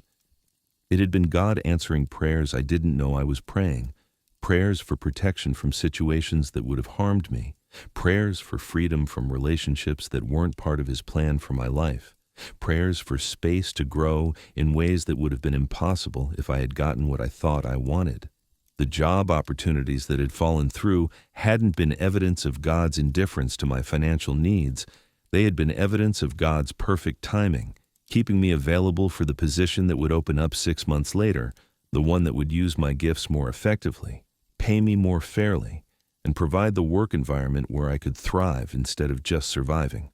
The flashbacks that had tortured me during the months of silence, memories of times when God had seemed more present, more communicative, more involved in my daily life,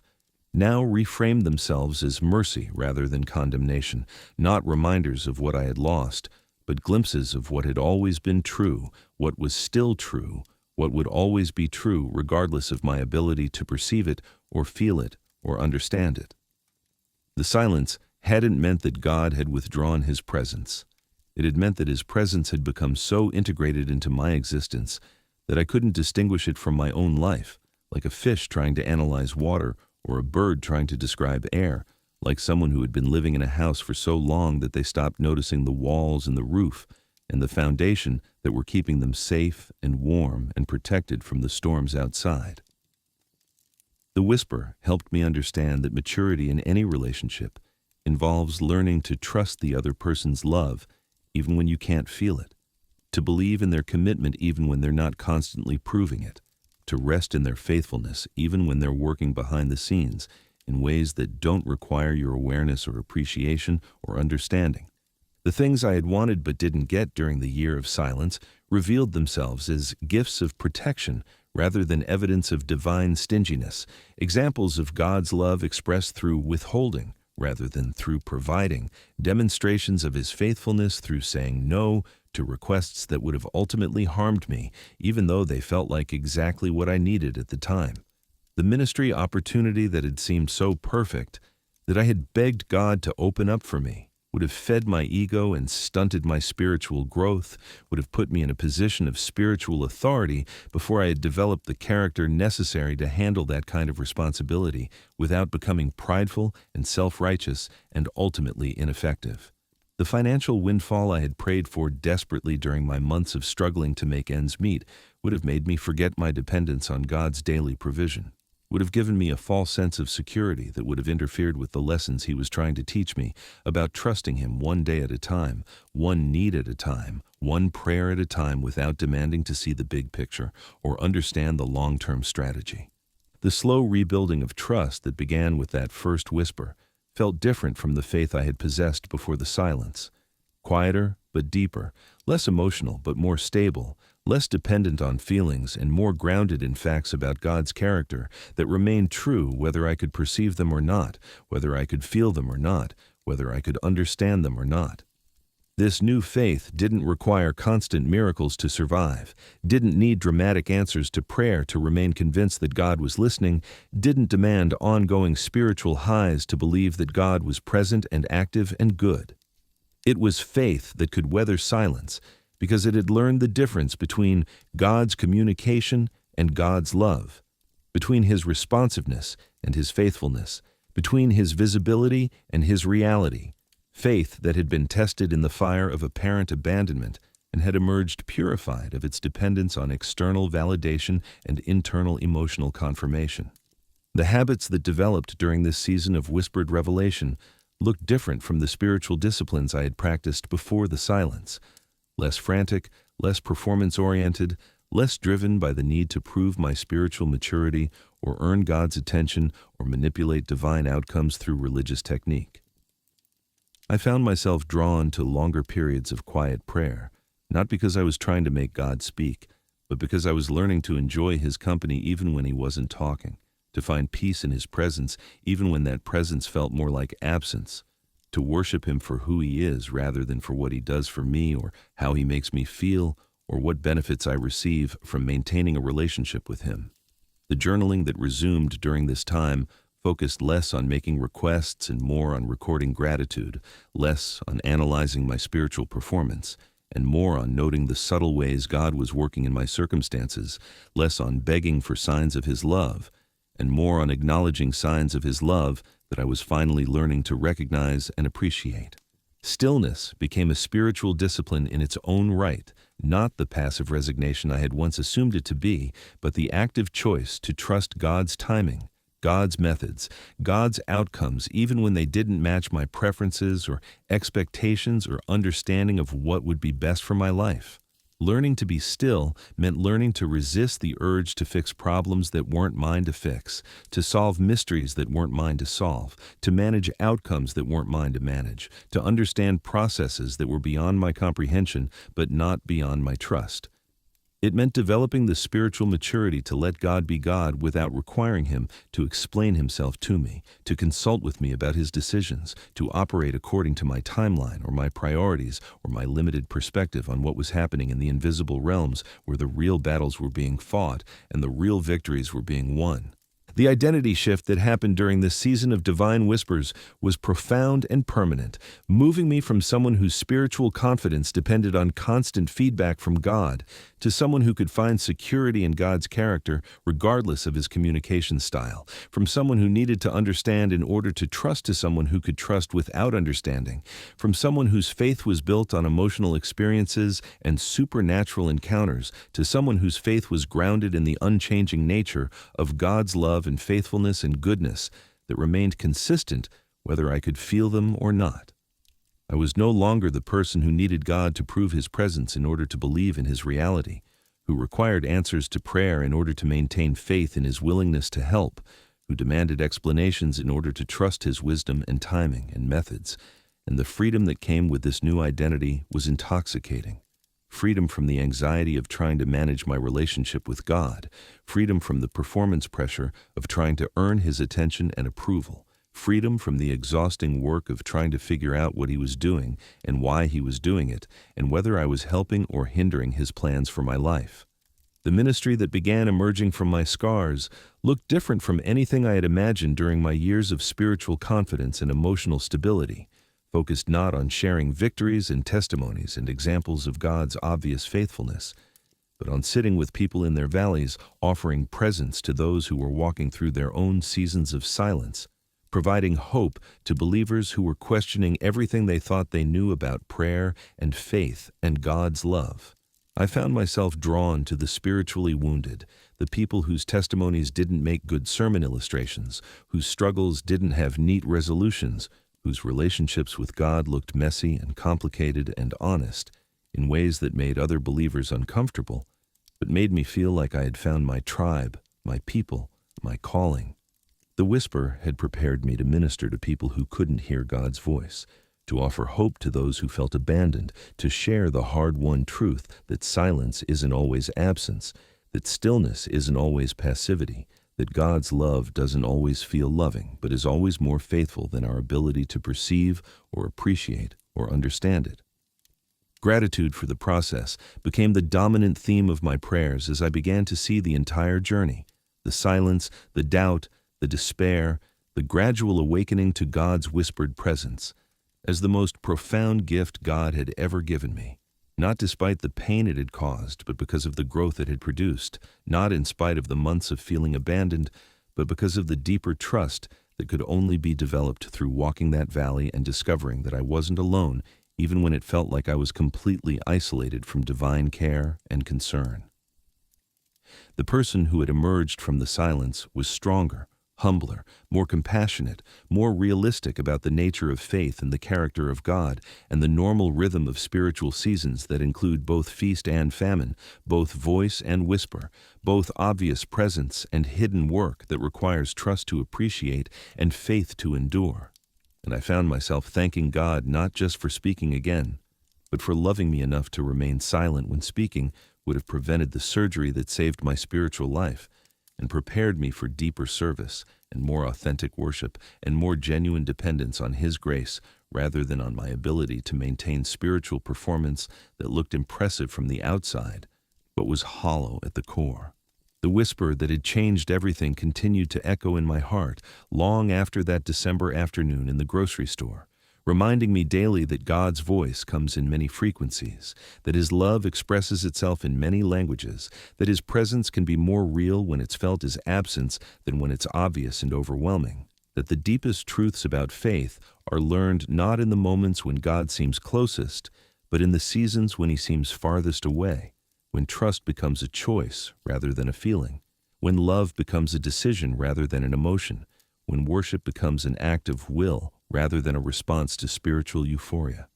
And as I settled into this new way of relating to God, quieter, deeper, less dependent on external validation and more grounded in internal conviction, I realized that the whisper hadn't just changed everything about my understanding of God's voice. It had changed everything about my understanding of God's heart, and I knew with absolute certainty that I would never again mistake His silence for His absence, His whispers for His weakness, His gentleness for His indifference, because I had learned to hear Him speaking in the language of love that doesn't need to be loud to be real, doesn't need to be obvious to be effective, doesn't need to be understood to be trusted, and doesn't need to be felt to be the most powerful force in the universe. I thought He was ignoring me, but it turns out He was healing parts of me I didn't even know were broken, rebuilding me into someone who could handle His deeper purposes, transforming me from a person who needed constant spiritual validation into someone who could find God in the silence, someone who could worship in the wilderness, someone who could trust in the darkness and love without requiring love to feel a certain way or look a certain way or sound a certain way. I survived the silence, and I'm not the same person who entered it 11 months ago, terrified and desperate and convinced that God had either died or decided I wasn't worth His time anymore.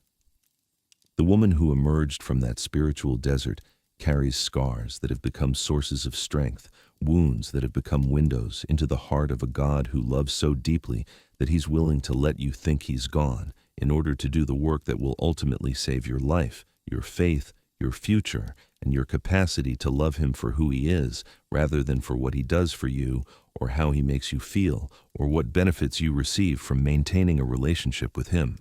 Looking back now, 18 months after the whisper that changed everything, I can see the person I was before the silence, with compassion and understanding,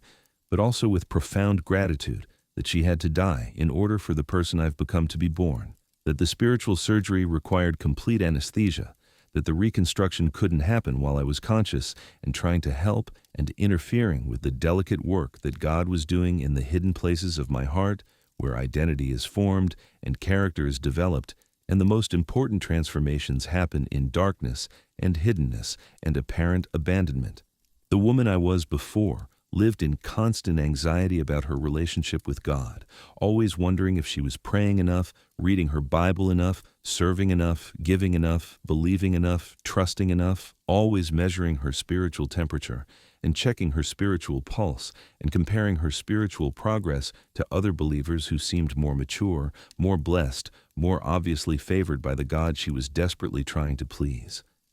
She needed God to prove His love constantly, needed Him to respond to her prayers quickly, needed Him to make sense all the time, needed Him to operate according to her understanding of how love should look and feel and sound. And when He stopped complying with her expectations, she assumed it meant He had stopped loving her, instead of considering the possibility that His love was so much deeper and wiser and more strategic than she had ever imagined. The woman I've become no longer fears silence, because she's learned that silence can be the safest place for a wounded soul to heal, that sometimes God's love is most perfectly expressed through what doesn't happen rather than through what does happen, that protection can look like rejection, and mercy can feel like abandonment, and the deepest care can manifest as apparent indifference to our immediate desires and demands. I no longer need constant signs of God's approval, because I've learned that His approval was settled before I was born, was secured through Christ's work rather than through my performance, was demonstrated through his willingness to endure my doubt and anger and accusations during the months when I was convinced he had abandoned me, when I said things to him in my rage and despair that I would never say to a human friend, when I questioned his character and his faithfulness in his very existence, while he quietly continued the work of saving me from spiritual immaturity that would have eventually destroyed my faith entirely. The peace I carry now isn't dependent on circumstances or feelings or even on my ability to sense God's presence. It's grounded in the unchanging reality of his character, his promises, his love that doesn't fluctuate based on my spiritual performance or emotional state or level of understanding about his methods and timing.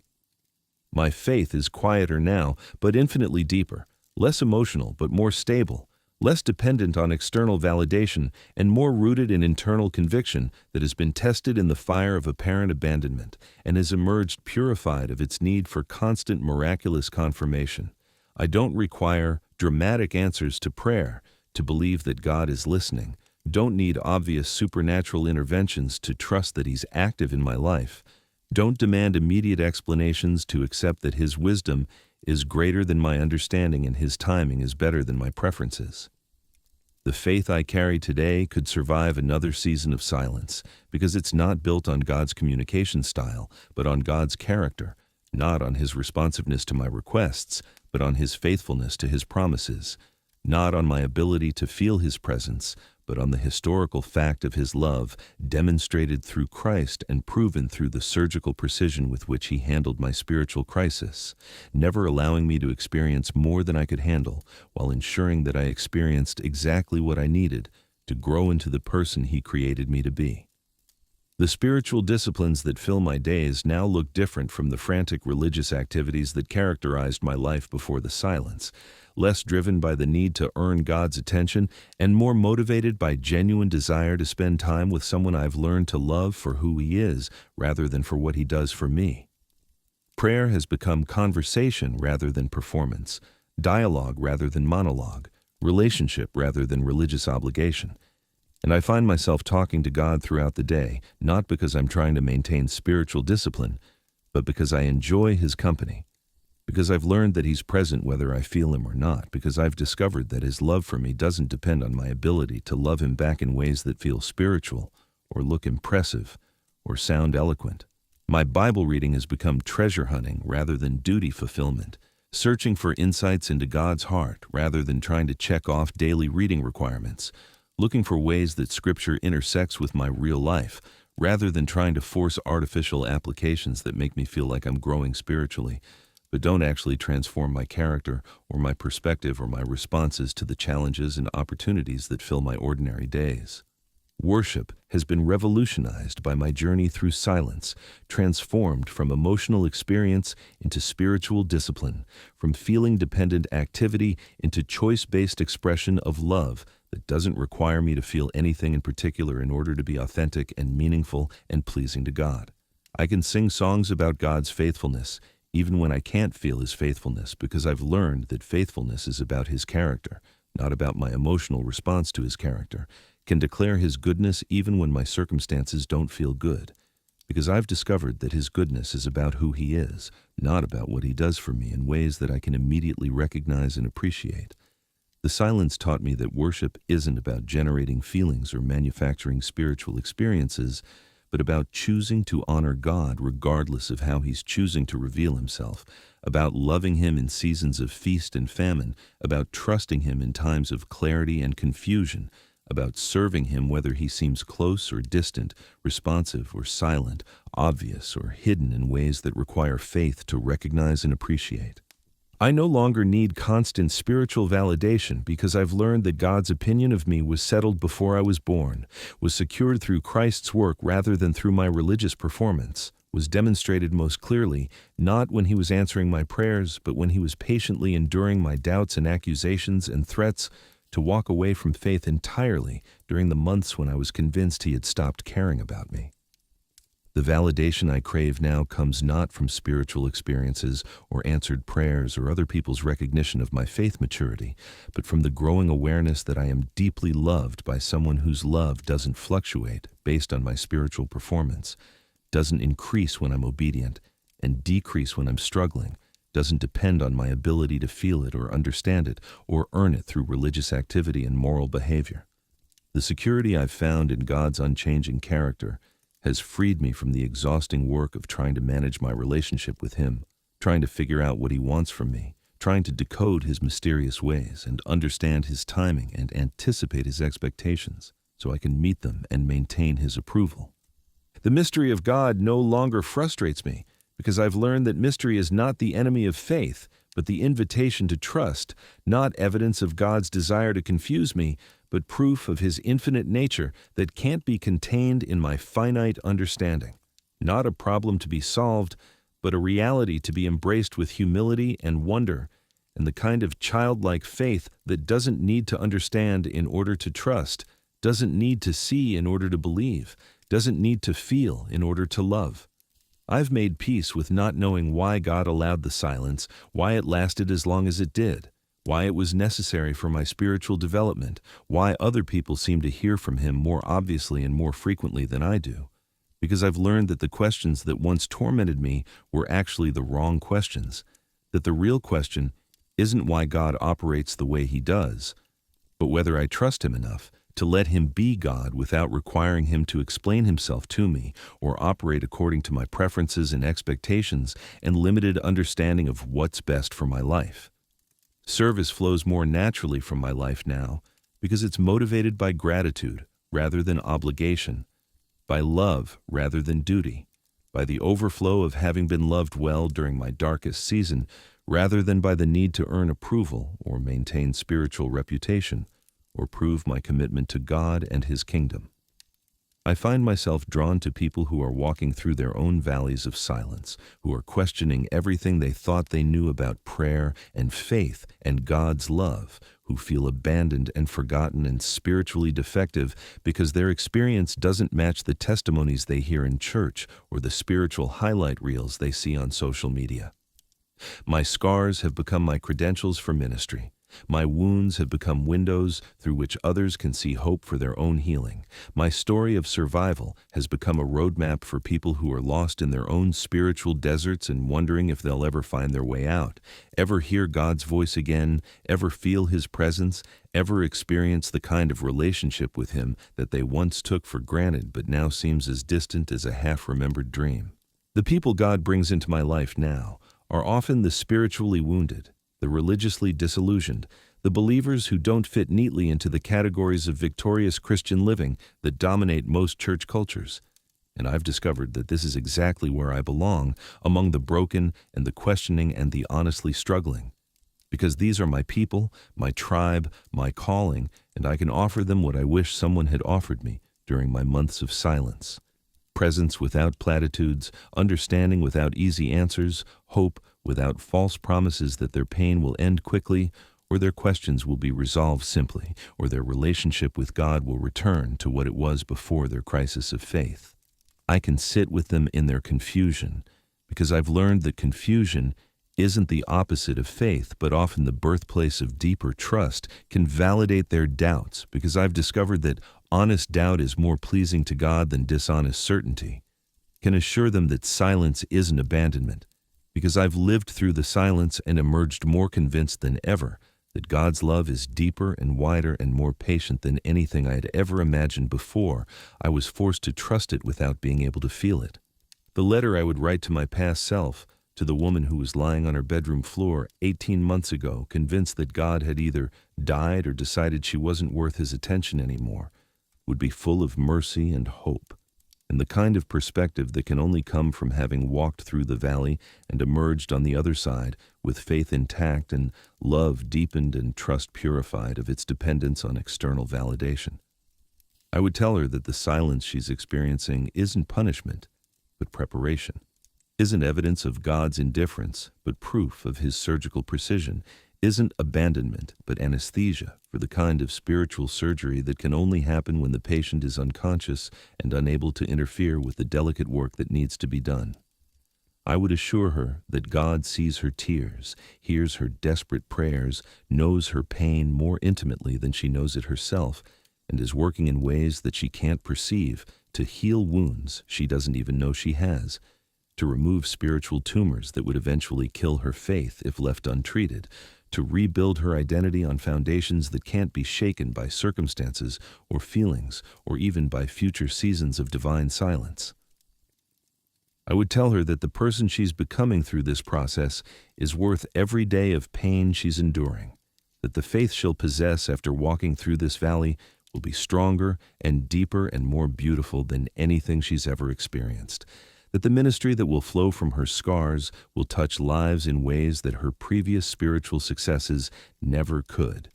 that the God she'll discover in the silence is more wonderful and more trustworthy and more loving than the God she thought she knew, when his voice seemed loud, and his presence felt obvious, and his approval seemed easy to maintain. I would remind her that darkness is temporary, but the character developed in darkness is eternal, that silence has an expiration date, but the trust learned in silence will serve her for the rest of her life, that this season feels like death, but is actually the most intense period of spiritual development she'll ever experience,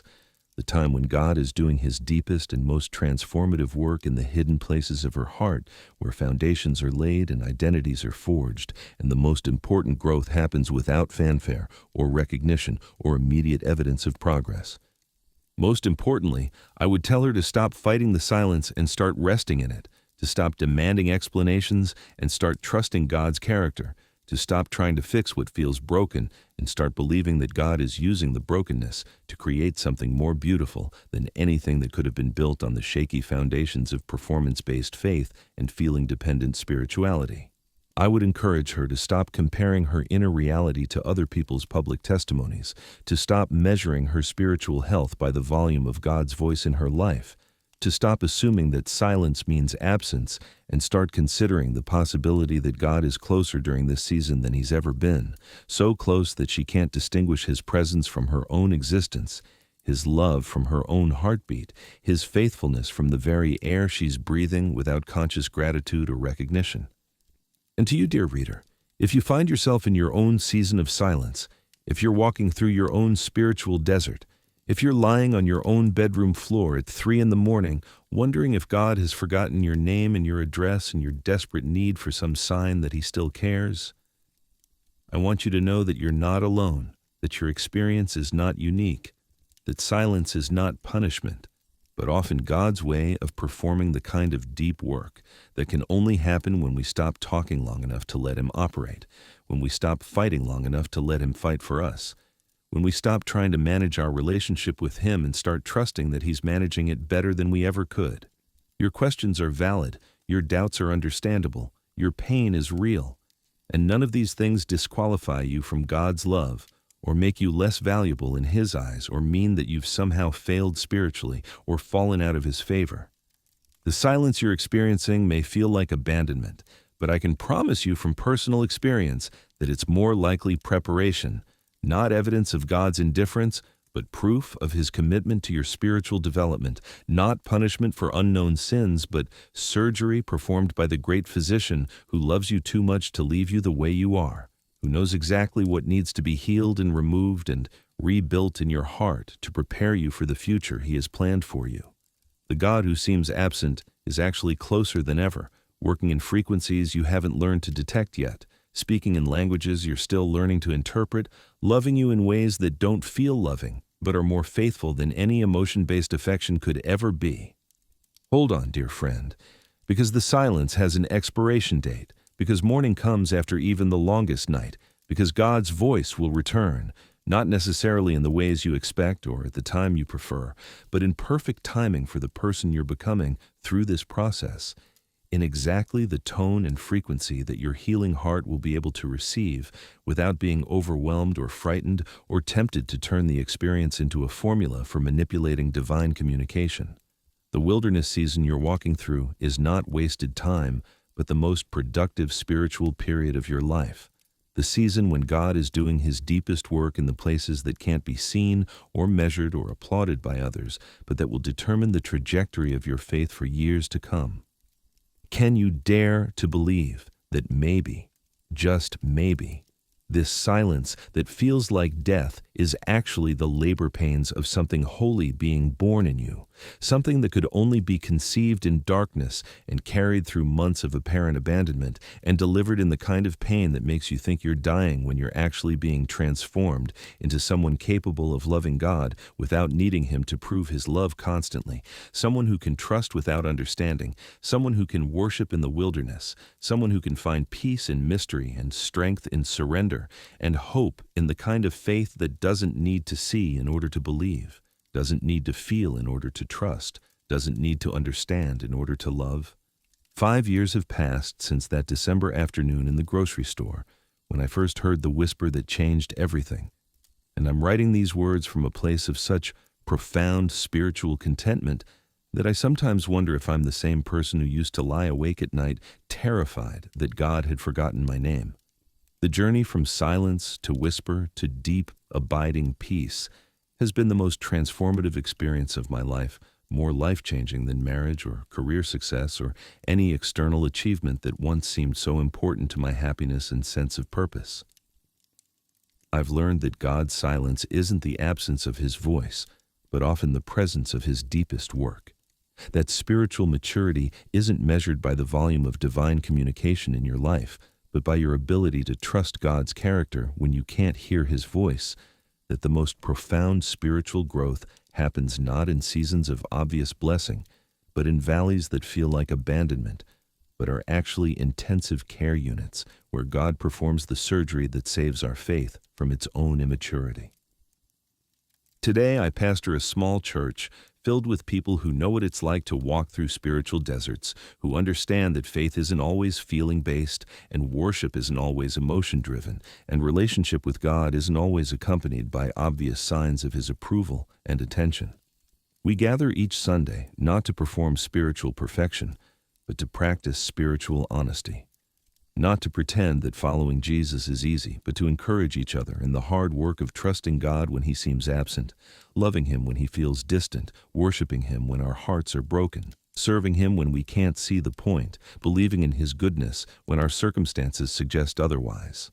My congregation is full of spiritual refugees from churches where doubt wasn't allowed, questions weren't welcomed, and the normal rhythm of spiritual seasons that include both feast and famine was treated as evidence of spiritual deficiency rather than signs of spiritual maturity. The ministry that has grown from my scars looks nothing like what I used to imagine ministry should be, but it's more fulfilling than anything I could have planned or achieved through my own efforts and ambitions. I spend my days sitting with people in their pain, offering presence to those who feel abandoned by God, providing hope to believers who are convinced they've somehow failed spiritually, because their experience doesn't match the victory narratives they hear in popular Christian culture.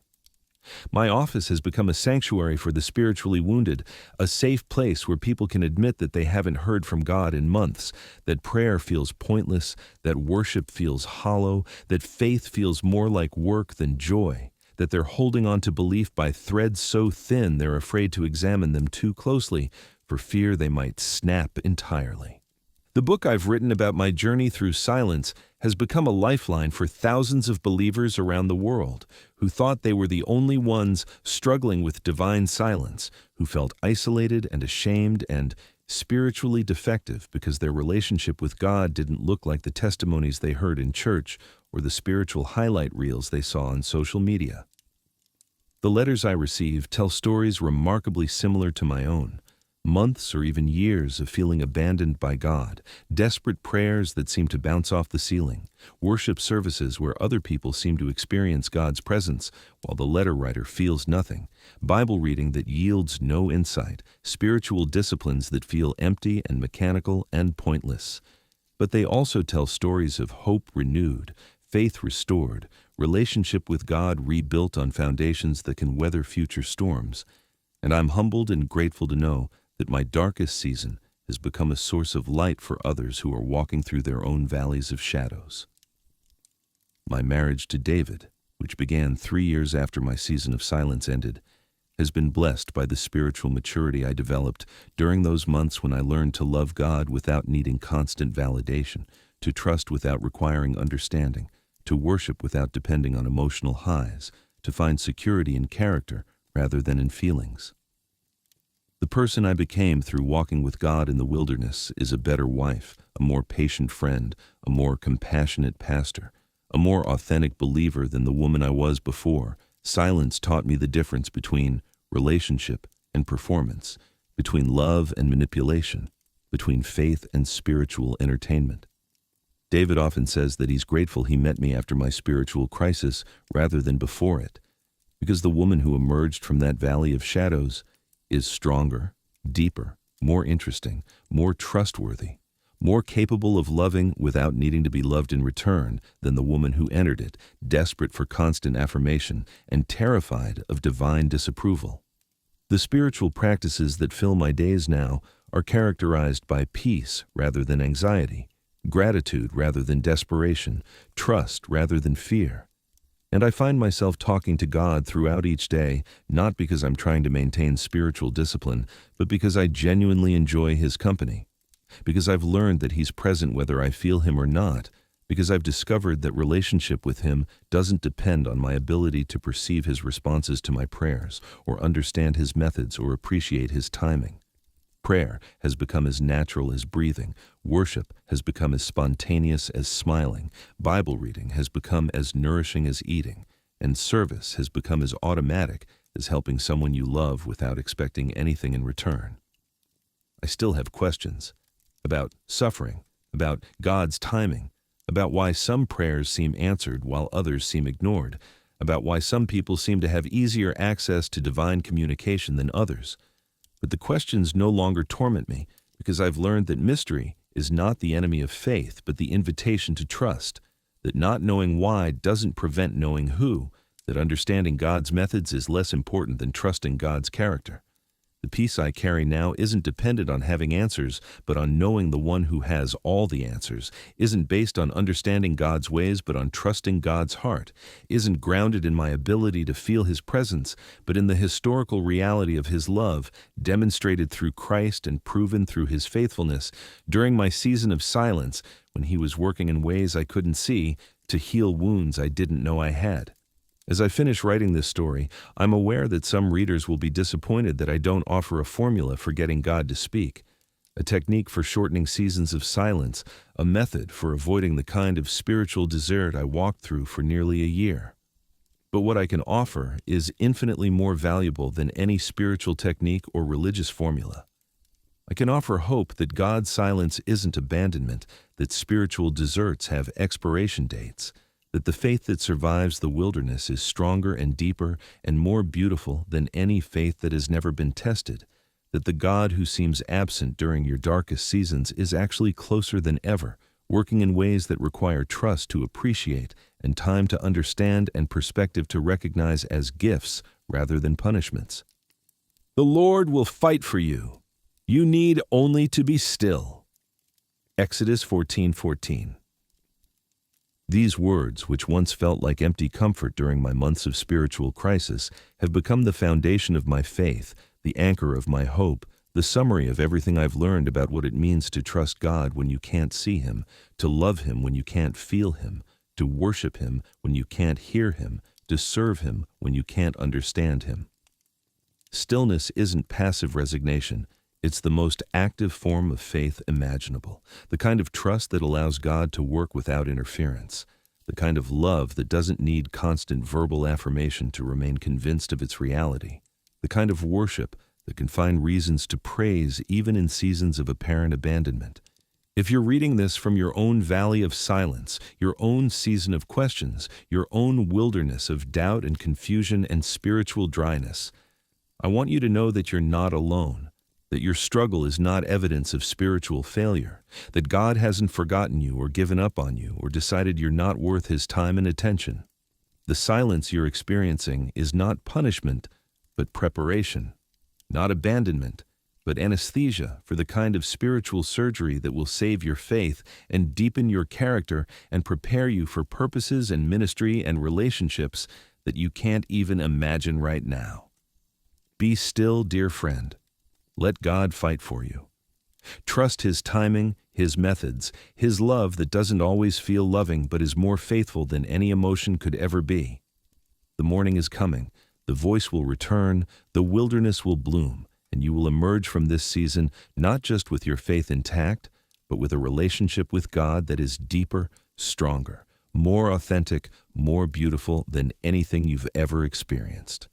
The silence that threatens to destroy your faith today will become the foundation of unshakable trust tomorrow. The God who seems absent is actually closer than your own breath, working in ways that will one day take your breath away with their beauty, their precision, their perfect love. Hold on, the best is yet to come. God was healing me the whole time.